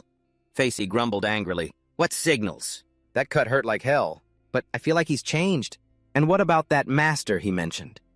He let out a breath and mumbled softly, "He hasn't changed, and he would never accept anyone as his master. Using the word master is probably just to shift the blame. To create the feeling that his hands are tied. It's just an excuse and escape route." Simon, standing on the cliff, spoke up, "Lord Evil Dragon, you have failed." Merovius snorted coldly and challenged him, "That's mainly because your intelligence was flawed. Didn't you say there were only 4 humans?" The old man let out a mocking laugh. "Plans can't keep up with change. Yesterday, when we discussed this partnership, they did in fact only have 4 people. But who can guarantee that an unexpected situation won't arise?" He cut him off impatiently. "All right, that's enough. You've seen the current situation. That demon who wounded me is at least a 5 seal. The risk is too great. I can't accept this job." Merovius sullenly made a proposal. "Tell your master. Oops, slip of the tongue. Tell your big boss that I'll need reinforcements if I'm to capture the 9th princess alive." Simon raised an eyebrow with interest. "What kind of aid do you need?" "More money. You hold up a finger stating your condition, 10 vials of the seal power elixir refined by Hao Ya to help me break through to the 6th seal." Simon's face immediately darkened. "Don't be so greedy, evil dragon. 10 vials. That's something Hao Ya refines using her own seal power. Even the lower-ranked knights back in the day could only get 1 vial every 6 months. Otherwise, unable to withstand Hao Ya's abundant seal power, their bodies would explode, leading to death." Merovius retorted, unsatisfied, "So what, I can't stock up on them? In any case, without that elixir to help me get stronger quickly, I can't do a thing about the 9 Princesses Society." The old man narrowed his eyes to negotiate. 10 vials is just absurd. Hao Ya will find out. At most, I can only give you 1 vial." He sighed softly. 5 vials, that's me being generous." Upon hearing this, Simon angrily snapped, "Stop talking nonsense, it can only be 1 vial." What followed was a fierce argument. 4 vials. 1 vial. Oh, 3. Or I'm walking. 2 vials. Merovius suddenly shouted excitedly, "Deal!" He smiled smugly and reminded him, "You said 2 vials. A deal's a deal. Until I get the goods, I'll just be monitoring the 9 Princesses Society." The night sky was a stretch of silvery silk dotted with stars. Ron looked up into the distance. He has his own plans. We just need to do our part. We'll rest for the night and set off for the Tremor Mudbull ruins early tomorrow morning. Eves suddenly came forward and called out, "Lord Ron, Lord Faye!" Faye glanced back. "What is it?" He suddenly made a decision. "It's come to this. I have no choice but to tell them." Understanding dawned, and everyone's eyes widened in shock. Lero bowed his head respectfully and began, "Our apologies, my lords. We were too presumptuous before. And to you as well, Lady Sula. We sincerely thank you." She also knelt to express her feelings. "Lord Ron, the three of you have helped us continuously, yet we have nothing to offer in return. We are truly ashamed." The other woman saw this and cried out. "You don't need to do that," Sula exclaimed in surprise. "Such a grand gesture." Ron simply gave a calm command. "From now on, just cooperate with us to reclaim the arm of the evil necromancer. That's all." Eves smiled and agreed immediately. "We will follow your command." He looked at the three of them and said, "Get up, rest well, and prepare for battle tomorrow." Ron tossed some firewood and motioned light the fire. "My hand's a bit stiff," the little girl replied, full of excitement. "Yes, the temperature difference between day and night here is too great. We won't be able to sleep without a fire." Sula snapped her fingers, activating the ancient divine skill, Fire God's Ignition Flick. She sent seal power from her fingertip while silently chanting the Fire God's incantation. It's a common spell that blacksmiths, cooks, and frequent campers learn. The campfire blazed, casting a brilliant red glow. The group fell fast asleep, leaving only him on watch. Sora hesitantly approached. "Lord Ron." Without turning his head, Ron asked calmly, "What is it?" She mustered her courage and continued, "I've read the legends about you. The ones the Order sect has compiled over the years. Are those stories true?" Eves's group suddenly perked up their ears. Sora pressed on. "Is the story about you and the Sage of Holy Light Lord Shoka at Tear Lake Village, is it true?"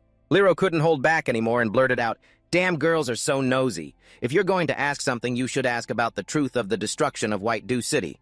Ryan asked quietly, a little puzzled. "White Dew City. Is that the rumored stain on Lord Ron's name, the massacre of a city?" She warned, "Don't be vulgar."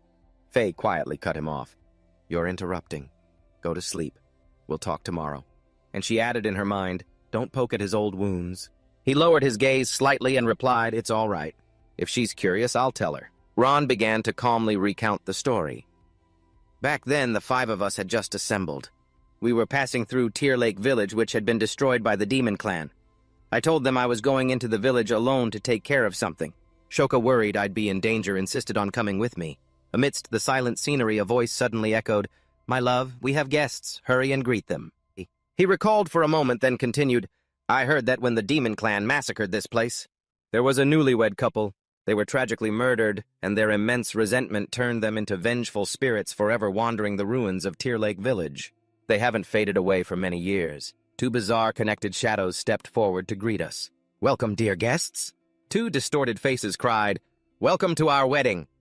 Ron waved his hand, surrounding them with seal power. 'Be quiet for a moment.' As I was about to deal with them, I suddenly remembered something. 'Hey, use your holy light to destroy them.' Shoka didn't comply immediately. 'Lord Ron, you only need to use a little of your power to be done with them. Why do you need me?' Ron clicked his tongue and explained, 'So that they can at least have some peace in the end.' She pondered for a moment, then replied, 'I understand.' With that, she reached out her hand and unleashed her holy light seal talent. A pure holy light flooded out, sweeping away the gloomy aura. In the blink of an eye, they returned to their original radiant forms. The two of them watched in silence. The dim light fell on Ron's face. Shoka hesitated for a moment, as if uncertain. Her small hand gently reached out. Shoka took his large hand in hers. With a decisive move, he suddenly drew his sword. Ron swung it, slashing straight toward her. He stopped the blade just a hand's breadth away from Soka. Only when he had sheathed his sword did she finally speak. "So I've been presumptuous, have I?" Ron simply ordered in a cold voice, "Apologize." Soka froze. "What?" he repeated flatly. "I told you to apologize." "You made abrupt physical contact without a word. It made me uncomfortable." She bowed her head slightly. "My apologies, Lord Ron. I was too brazen." Ron could only click his tongue and remark, "Drawing my sword was an instinctive counterattack. I thought you were an enemy. As for what happened after that..." Faye immediately rolled her eyes, thinking to herself, that's exactly the kind of thing he would do. Eve and the other two exclaimed in unison, "He's on another level." The next morning, the group arrived at the Genli Niu ruins. She observed the area and noted, The terrain is very complex. A reckless attack would surely lead to heavy losses. After some thought, he made a decision. I'll infiltrate. The rest of you stay hidden. When the time is right, we'll coordinate an attack from the inside and out. Zier. Inside the Genli Niu, a small demon was shouting. Anyone who wants to join the domain of the great King Jair, enter this room. The assessment test will be conducted in the Happy Room. The brown demon watched the scene and mused, as expected of the great King Jair. So many demons have heard of his fame and come to enlist today. Seeing the green demon leading a group of people, he laughed teasingly. Well, well, you're quite something, you little brat. Did you manage to steal some more slaves from the warring royal court up north? He clicked his tongue in disgust. Don't even mention it. The entire warring royal court is filled with men for manual labor. As for the women the great King Jair wants, we can only try our luck. We just have to take whoever we can catch. Hearing this, Ron began to consider these people. I'll have to wait until this is over and tell Eve's group to take them back to the human side. Meanwhile, the green demon was still complaining, however we can take the men? And trading them with the cracked skin brotherhood isn't a bad deal either. The brown demon burst out laughing, mocking them. Those lunatics! Acting like their tastes are so high class. Suddenly, another demon shouted, Next, the last one for today. Ron quickly stepped forward, cutting the line. Yexhao spoke up, asking, Is everyone here? Ron silently assessed the situation. So in this lawless region, there really are quite a few demons who want to join Jair. He raised his chin proudly. Let me introduce myself. I am your examiner, Yexhao. I'm sure that before you all came here, you've all heard about our recruitment standards. Yexhao suddenly broke into a sneer. We only accept the elite. We don't want any trash. Tai Feng silently made a decision. I've already made a bad impression on the examiner. In that case, I'll use this punk to make my own mighty and handsome presence stand out. How did a scrawny, short, and ugly piece of trash like this manage to sneak in here? He thought viciously. Not only do you need to look good, but you also have to be vicious enough. Are you ignoring me? Do you believe me when I say I'll cut your ear off, huh? Old Ha. Reporting. This batch of new recruits has no composure whatsoever. Yexhao replied indifferently. All right. Quiet, all of you. We will now begin the test. He uncovered a cloth and ordered, Come up one by one. My testing device can 1 measure your talent seal and 2 check your seal power level. Yexhao briefly explained, the seal power level is just a straightforward measure of your total power. It doesn't fully reflect your actual combat skills. A 5 power seal is obviously strong. But a 2 or 3 seal isn't necessarily weak. If a 5 seal idiot with an ice talent seal were to face off against a 3 seal fire type veteran, it's not a given who would win or lose. He pointed, gesturing. Place your hand here. I will judge your strength fairly and impartially. Yexhao gave a faint, reassuring smile. Don't be nervous, kid. You don't have to be afraid of being eliminated. The great King Jair places great importance on cultivating talent. As long as you're vicious enough and dare to fight and take risks, you're good material. After speaking, he clicked his tongue in admiration. Talent seal electricity generating organ. 1 seal. Jushan hesitated. 3. Lord Yexhao, with this, do I pass? Yexhao mumbled in disgust. Weak in both strength and character. He then eliminated Jushan. Yexhao coldly announced, and the rest of you, if you also feel that you're nothing but trash, then don't waste any more of my time. Get out of here on your own. An immediate purge took place and countless innocent people were cut down. He sneered, If they all admit they're trash, then what's the point of them living? A loud crash came from the adjacent wall. Chong Ji suddenly appeared in front of them. Ron glanced over, startled. What is that thing? Old Ha was surprised. The great king's Chong Ji. Why is it in the next room? Yexhao answered. That's a room the great king just recently finished building, and the one next to it happened to be empty. So I told the guards they could temporarily keep it in there. He immediately pointed and ordered, Guards, quickly bring the great king's Chong Ji back. Be careful not to injure it. The underlings began to act. 1, 2, pull. 1, 2, pull. Chong Ji was in so much pain that tears welled up in its eyes. He glanced over with cold eyes. A red cloth suddenly appeared. As the image of that prisoner appeared, Ron's expression instantly darkened. The man continued nonchalantly. All right, everyone pay it no mind. Let's continue with the test. Deep Tao casually pointed. Next, hurry up, I'm busy. Thick Fong hastily refused. My stomach feels a bit upset. Can I go use the restroom first?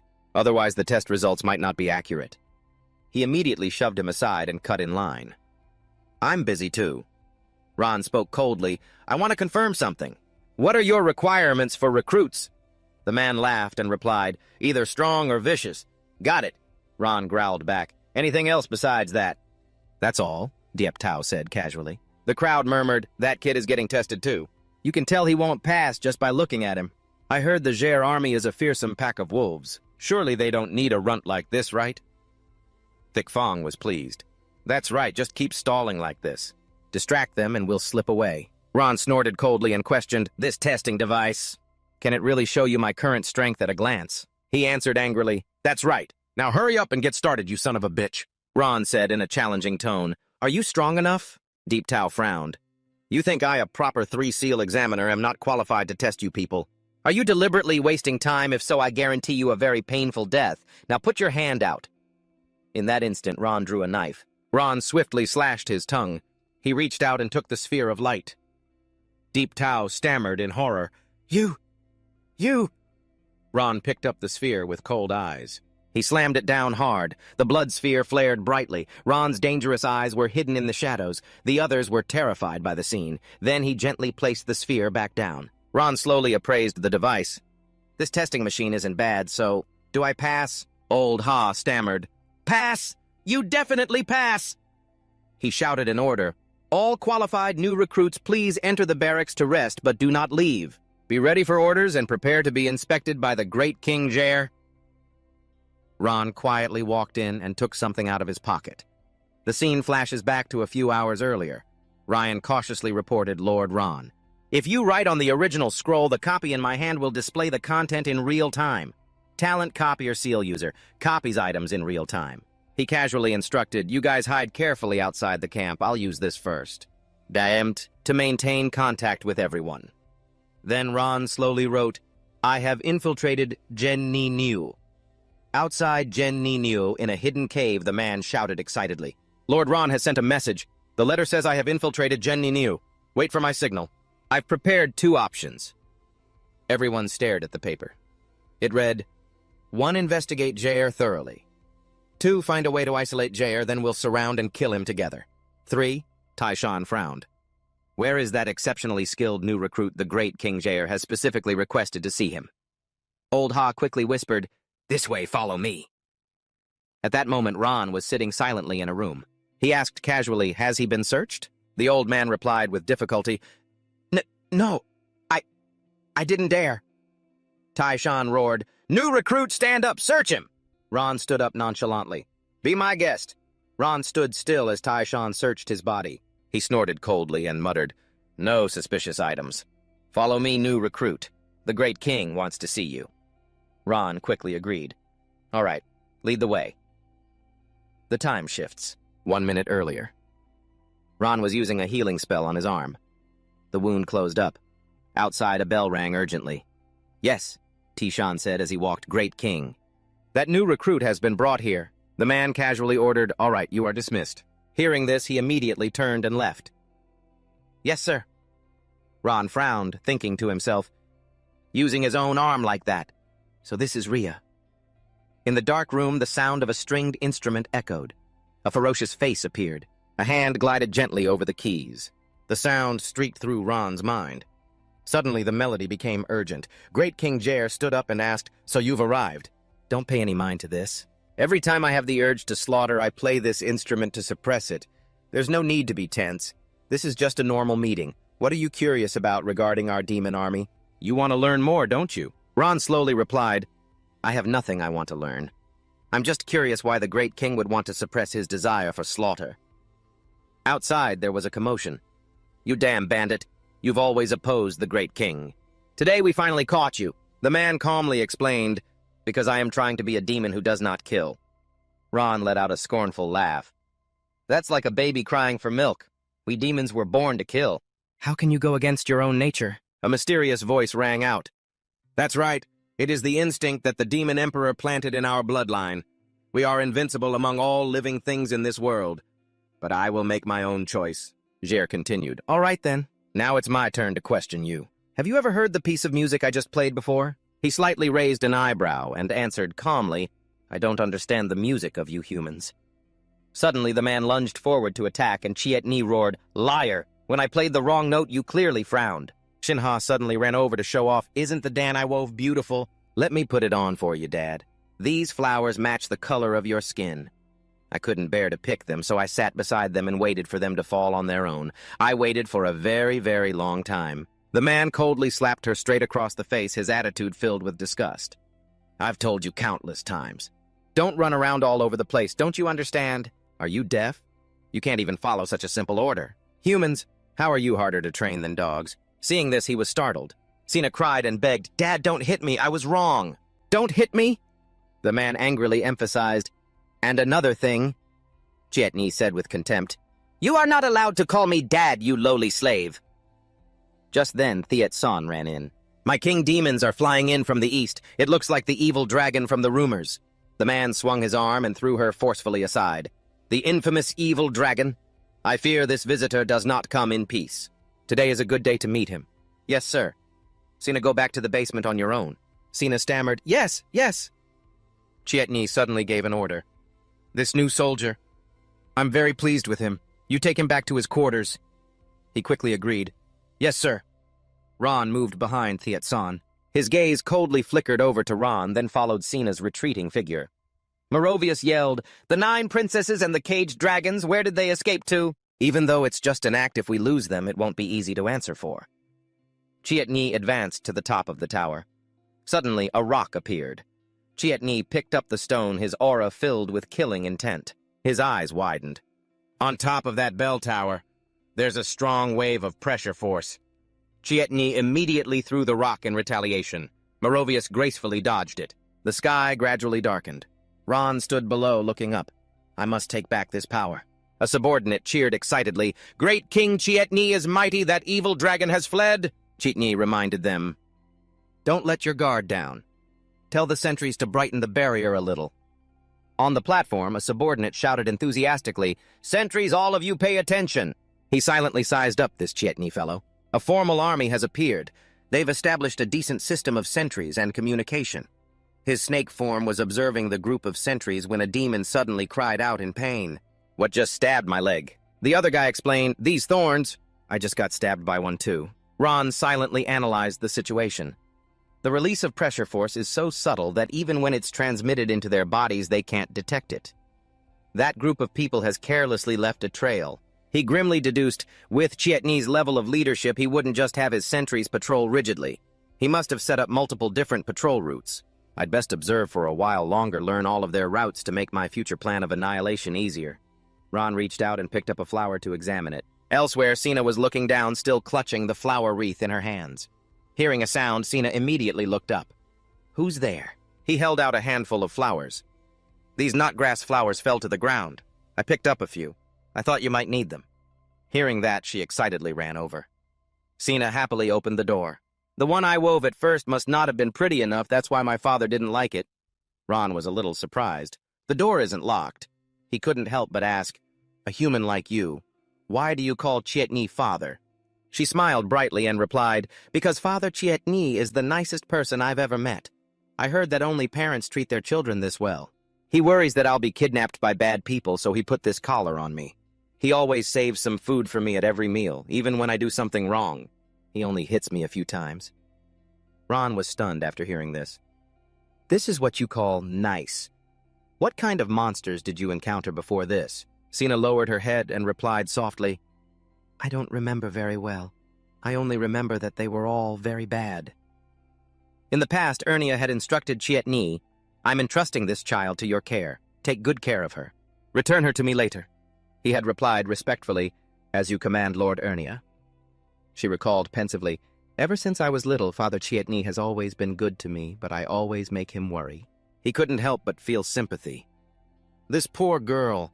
She doesn't even realize that Chietni is treating her like a slave. But Ron was still curious. Don't you want to leave Chietni just for a little while and explore the world outside? There are a lot of kind people out there. You could make friends with them and do many more interesting things. Sina looked up in surprise. Interesting things? He thought to himself, this girl needs the companionship of a good teacher and friend to help her correct her mistaken beliefs and then grow up healthy. Among the people I know, and who would be suitable for this? I still need to think this through carefully. She suddenly giggled. Oh, that's right. You even know the name of this flower, don't you, not grass flower, right? You must be very knowledgeable, huh? My father doesn't let me run around, nor does he let me make friends. Could you tell me some of the interesting things that happen outside? Please. Ron glanced outside. The most urgent matter right now is to find out more about Chiet Nhi. It's best not to waste time on this. With that thought, he left. Maybe next time. I have to go now. And I still haven't thought of any good stories yet. Sina quickly agreed. All right, goodbye. Come visit me again when you're free, okay? As she said that, she suddenly groaned, oh no. The rope has slipped off. Dad will be furious if he sees this. Sina reached out, tightened the rope, and gently put it back around her neck. Merovius landed and reported, the 9th Queen has fled to the vicinity of the Quake Mud Oxen. That's Chiet Nhi's territory. As you can see, it's extremely dangerous. I can't get any closer.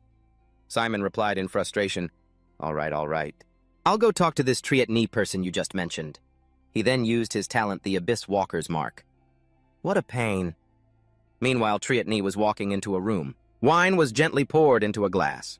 He checked his power, forming a thin layer of it around his body. Relying on sensing the fluctuations of other powers, light spread to his physical form. Ron used shaping to compress his power to its limit, casually assessing it as a trivial matter. He suddenly spoke up, come on out, stop hiding. Did you think I wouldn't notice you? His physical form suddenly froze. Chiet Nhi turned his back to the puddle of water. Simon emerged, sneering, so ugly.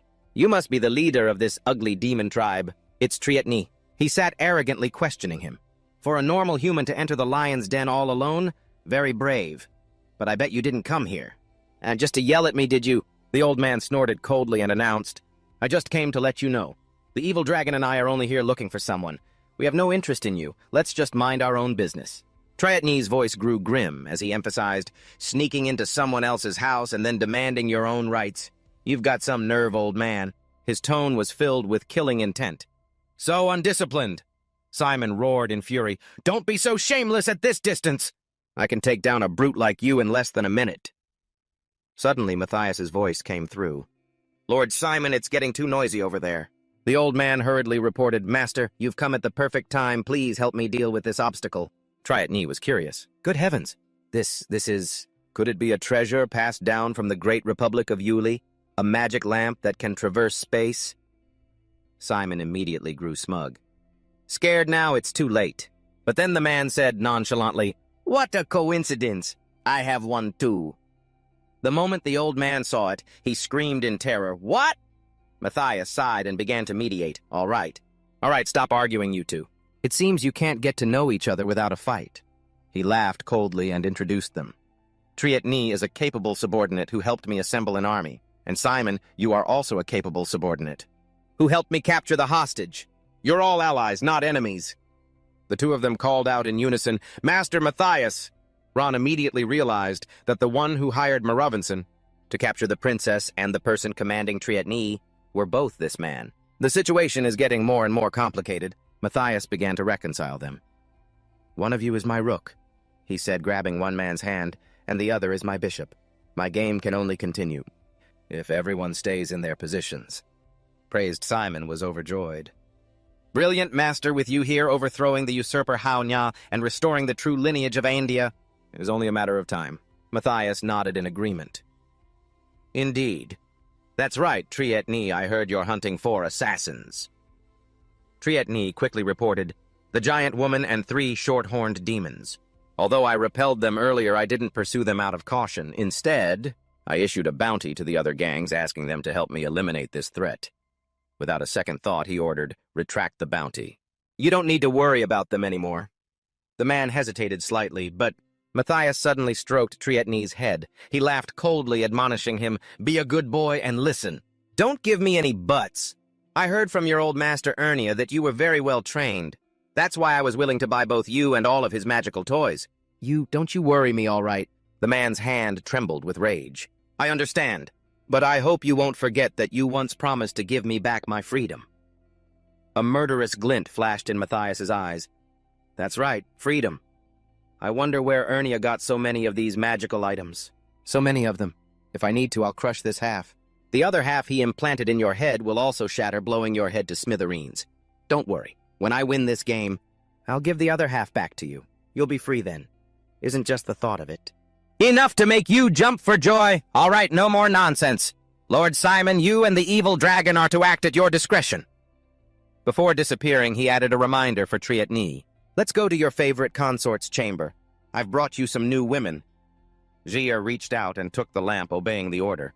Simon immediately made a request. Get me a guest room, I'm sick of sleeping out in the open. Jia didn't refuse. Wait a moment, I'll have my subordinate arrange it. Seeing this, Ron thought to himself, Jia is about to leave. I have to follow him and see what's going on. His body moved gracefully as he followed. Ron hid around a corner, secretly observing. The man was standing before the favored consort. Matthias suddenly asked, Is it about to give birth? Jia immediately replied, That's right. It's creating a glowing red orb. The egg suddenly moved, its shape slowly changing. A hand suddenly broke through the shell. A bizarre creature crawled out. Solomotus, please give the order. Beside it were countless identical eggs. He laughed in praise. Not bad at all. This is a method I researched. These human-demon hybrids are all born with the traits of the demon race reaching maturity just seconds after birth, and they won't be difficult to command despite their intense bloodlust. They are born with true power, a desire for strength, and can reproduce at the speed of an entire legion. The strange creatures cried out, Solomotus, please give the order, Matthias remarked. Train these things well. When I need them, I will use the teleportation lamp to summon them. Oh, that's right. There's also the process your demon race must go through after birth. Give me the short version. Jia reported, By decree of the revered demon emperor, Solomotus Lord Matthias is your supreme commander, and I am your second in command. The new creatures and the others all shouted in unison, We obey, we obey, we obey, we obey. He calmly gave an order. As for these defective products, you can just destroy them yourself, Jia. Sometimes I truly have to marvel. Your demon race has such artistic talent, like rough stones waiting for the skilled hands of an artisan. A master with the vision and taste to mold them into works of art. The man snorted in response, I don't know the first thing about art. At the Velvet Hill Estate, the fiefdom of Lord Matthias. Matthias laughed and chided, You have no sense of romance at all. Outside the gate, countless people were entering. Clara smiled and marveled.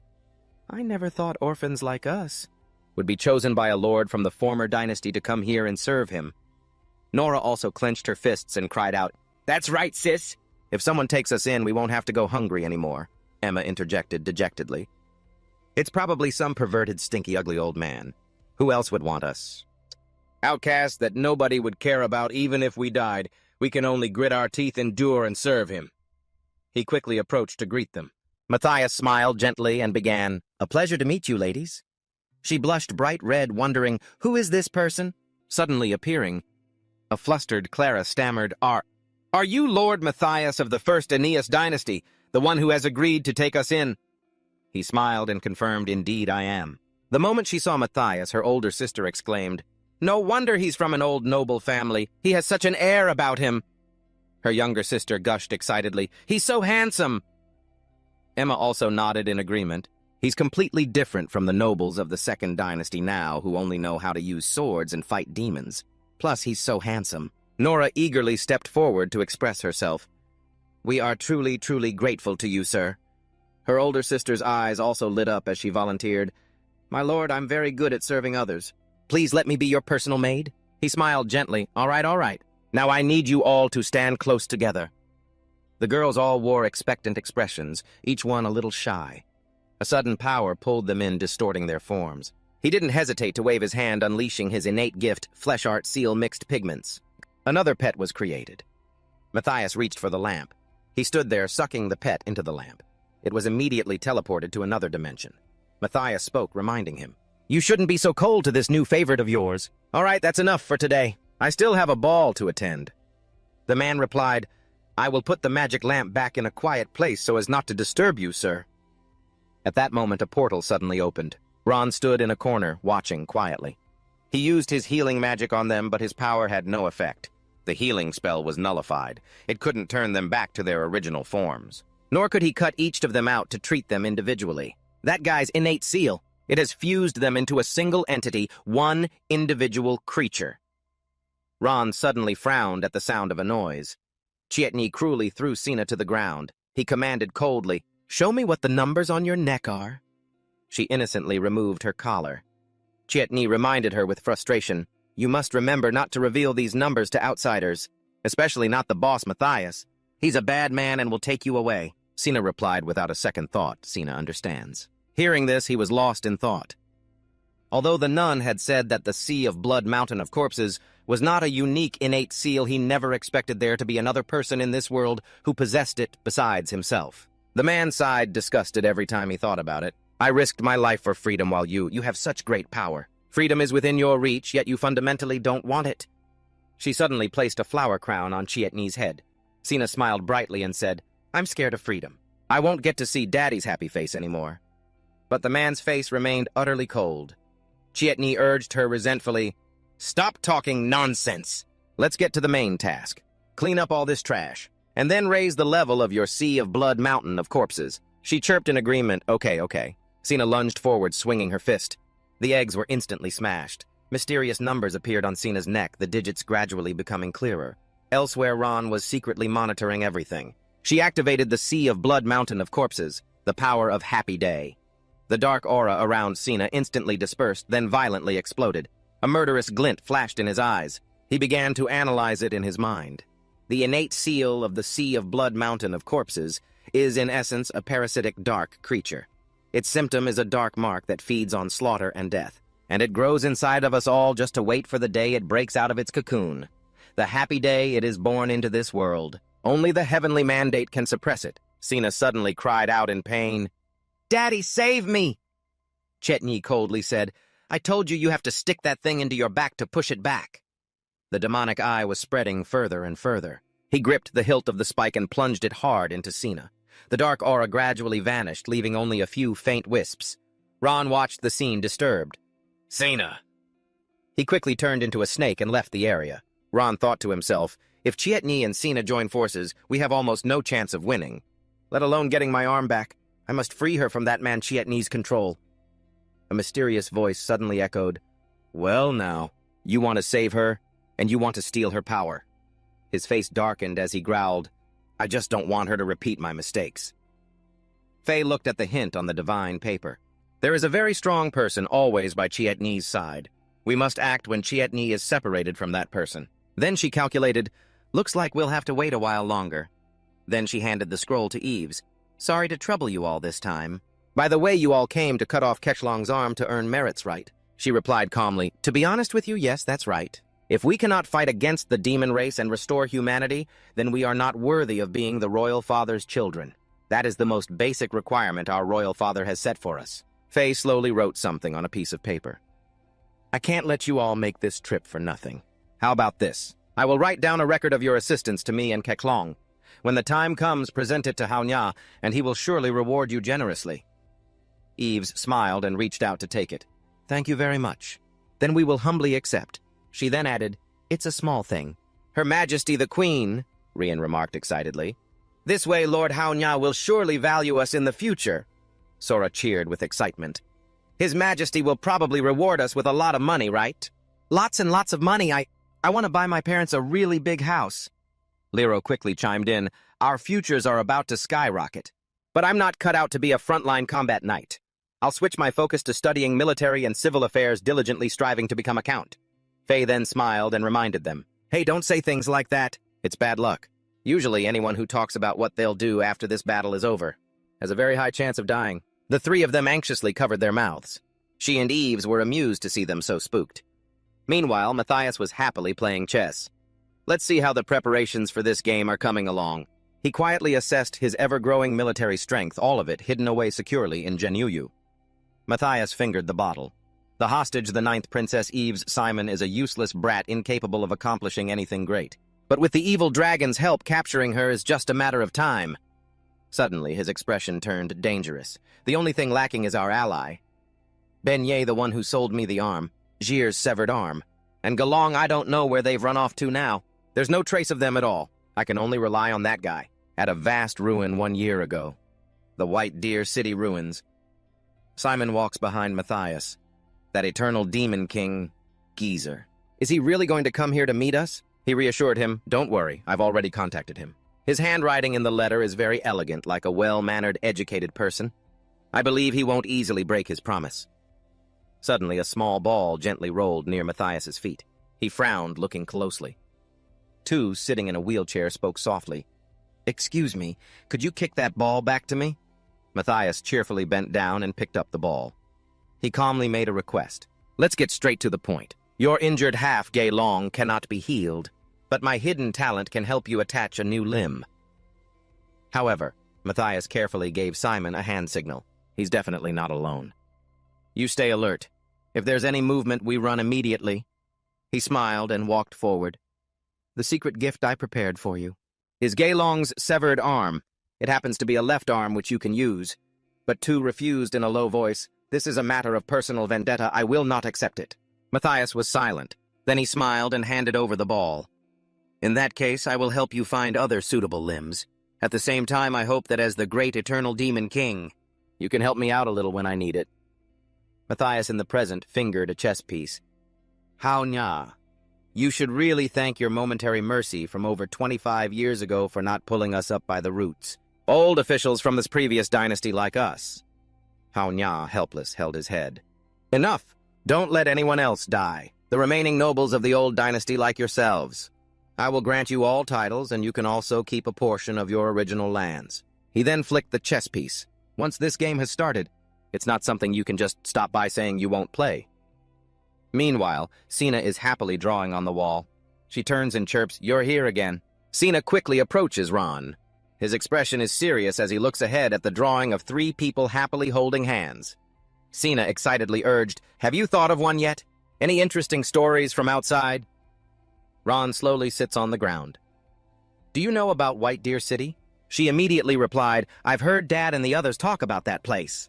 It used to be the richest and most developed city. Even the streets were paved with white stone." He bowed his head, lost in thought, saying nothing. Ron began to speak slowly. "I suddenly remembered someone's story. Maybe you and he have a few things in common." Flashback to 33 years ago. White Deer City on a day of pouring rain. The first thing he remembered was the rain. There was no particular reason. It's just that autumn in White Deer City often had a lot of rain. In a vast city submerged in the downpour, opposite the castle was a poor neighborhood. He was also born in the autumn, an image of Elsa and Marin affectionately playing with Ron. She worked as a fabric dyer. In his memories, his mother's hands were bluish-purple.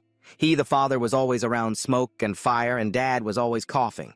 They both always had to listen to what people were saying. "Their kid is 6 years old this year, right? Still hasn't found a job. Looks like he's mute." "Born a burden." Marin angrily retorted, "My son isn't mute. He's just a little slow and hasn't learned to talk yet." They hastily replied, all right, so he's not mute." In the distance, two people sighed.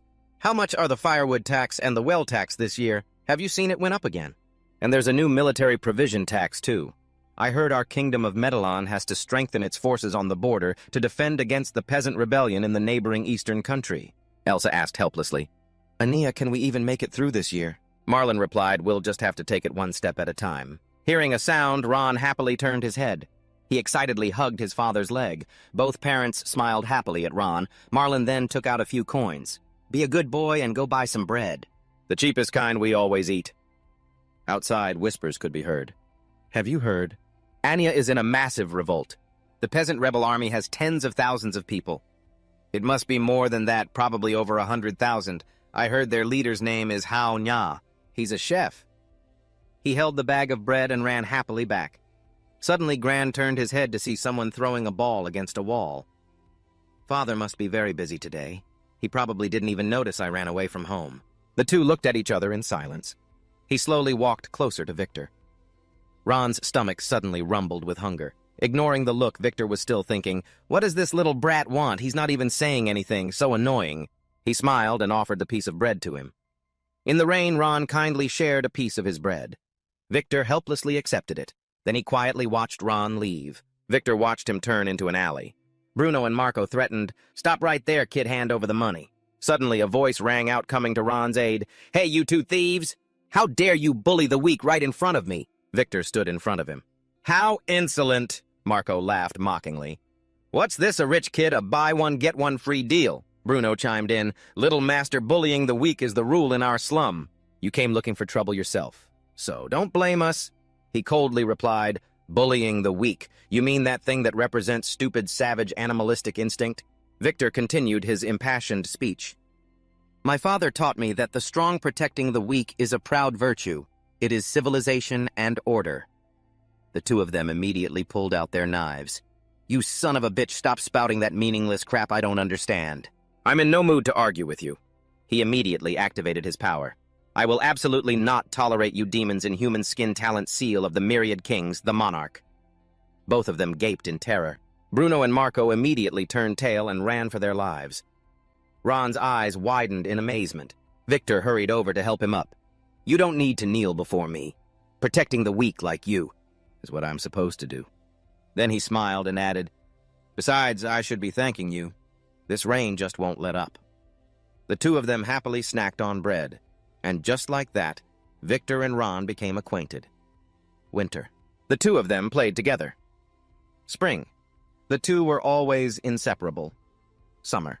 Two sets of footsteps hurried through the rain. He ran behind him. Slow down, you mute kid. Are you trying to show me something cool? What's the rush? Over here. Everyone is watching an execution. Victor and Ron climbed onto the city wall. To be honest, I hate being around so many people. I'd rather be in the library reading the classics. He looked in the direction he was pointing. A man was being hanged. This criminal committed multiple thefts and has been sentenced to death by hanging. He struggled in agony. The man's eyes bulged as he screamed violently. Ron watched the scene intently, while a horrified Victor clamped his hand over his mouth. Then he began to vomit violently. A moment later, Victor turned around and declared, I'm never coming back here again. You shouldn't come here to watch executions either. As he walked away, he added, I think the law is too harsh these days. If I ever get the chance, I will definitely try to reform it. The city was a gloomy scene under the rain. A ball was thrown hard against a wall and a hand quickly caught it. Victor turned and waved. I have to go home for dinner now. Let's play again tomorrow. Whispers could be heard all around. There's a rumor that some merchants in White Dew City are secretly colluding with the peasant rebel army. From Anya. I bet some of the high-ranking lords will be arrested today. The executioner is going to be very busy. Leon bowed as he saw him return. Young master, you're back. The master is waiting for you. A deep voice rang out. You've been slacking on your studies lately. Enzo sternly reminded him, You are my son and the future Grand Justiciar of White Dew City. Do not spend all day playing with your worthless friends. He stood before Victor. You have 1 week to memorize Volume 3 of the Laws of the Medalan Kingdom, and you are not permitted to leave the house until you have. He bowed his head and replied, Yes, father. Then Enzo gave an order. Prepare the carriage. The Council of Nobles has summoned me to a meeting. The old man obeyed. At once, my lord. The ball bounced up into the air. Ron played with it as he walked. Suddenly he was pushed over by Romano. Get out of the way, you peasant scum! Ron fell sprawling to the ground. He struggled to crawl toward the ball. Suddenly Ron looked up with a start. Marin was trying to explain, Sir, this is all a misunderstanding. We know absolutely nothing about the rebels from the neighboring country. I see that you're talking about. The man replied, The pottery and dye workshops where you work sold goods to the Anya rebels. If you're innocent, the Grand Justiciar will surely clear your names. Crying, he tried to cling to them, but was immediately restrained by a soldier. Ron watched helplessly as they were both led away.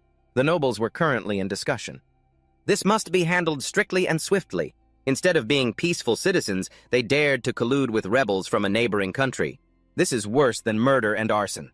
The public has been crying injustice lately.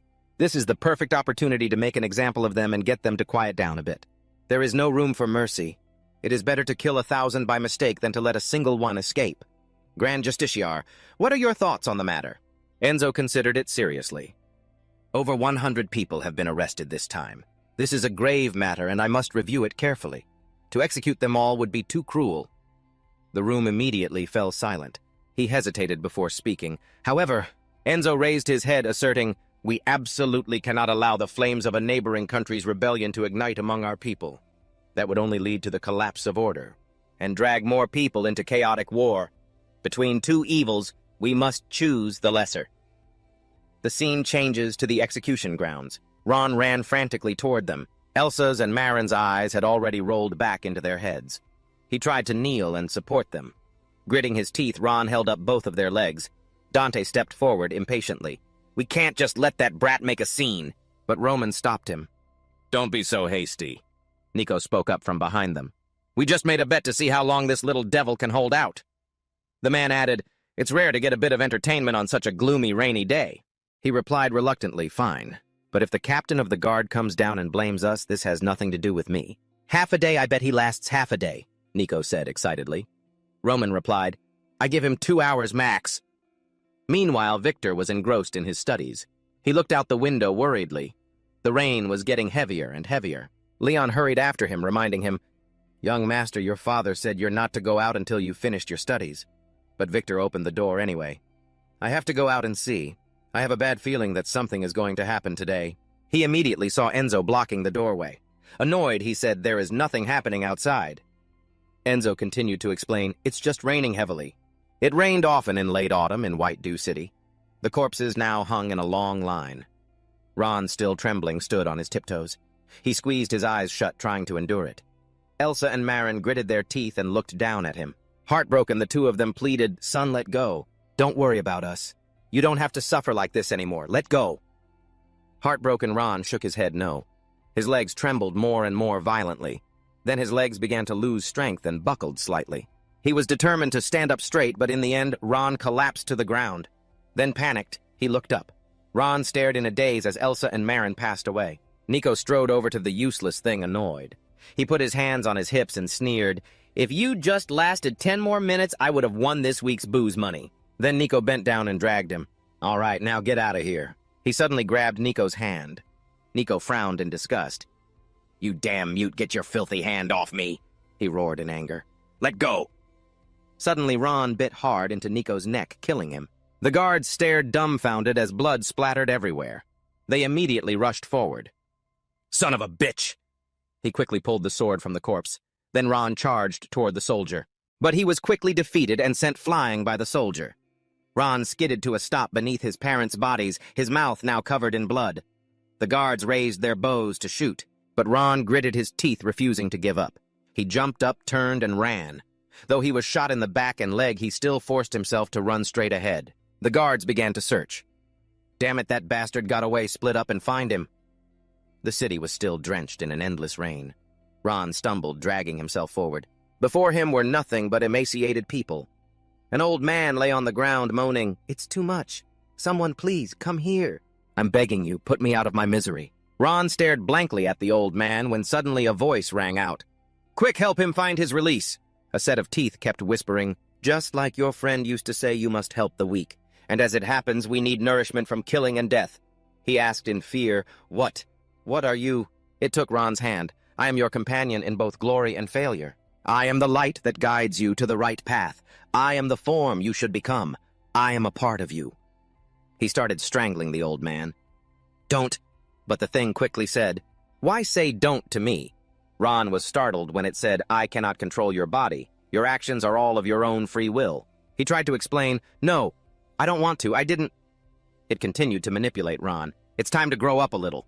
Do you want to live your whole life depending on others just like your parents? You are different from those common mortals. You were born to rule others, not to be ruled by them. He hesitated, wondering, Was I really born that way? The thing immediately affirmed, That's right. You are a storm born to sweep across the world of men. Those teeth urged him on. Are you still hesitating? Don't you want to become invincible, unstoppable, to destroy everything you wish to destroy, to hold the reins in your hands? Ron's eyes turned bloodshot. The soldiers continued their search. Hurry up. This is the disposal area for patients with infectious diseases. They're all just poor devils whose lives are worse than death. Don't let them infect us with any strange plagues. Roman suddenly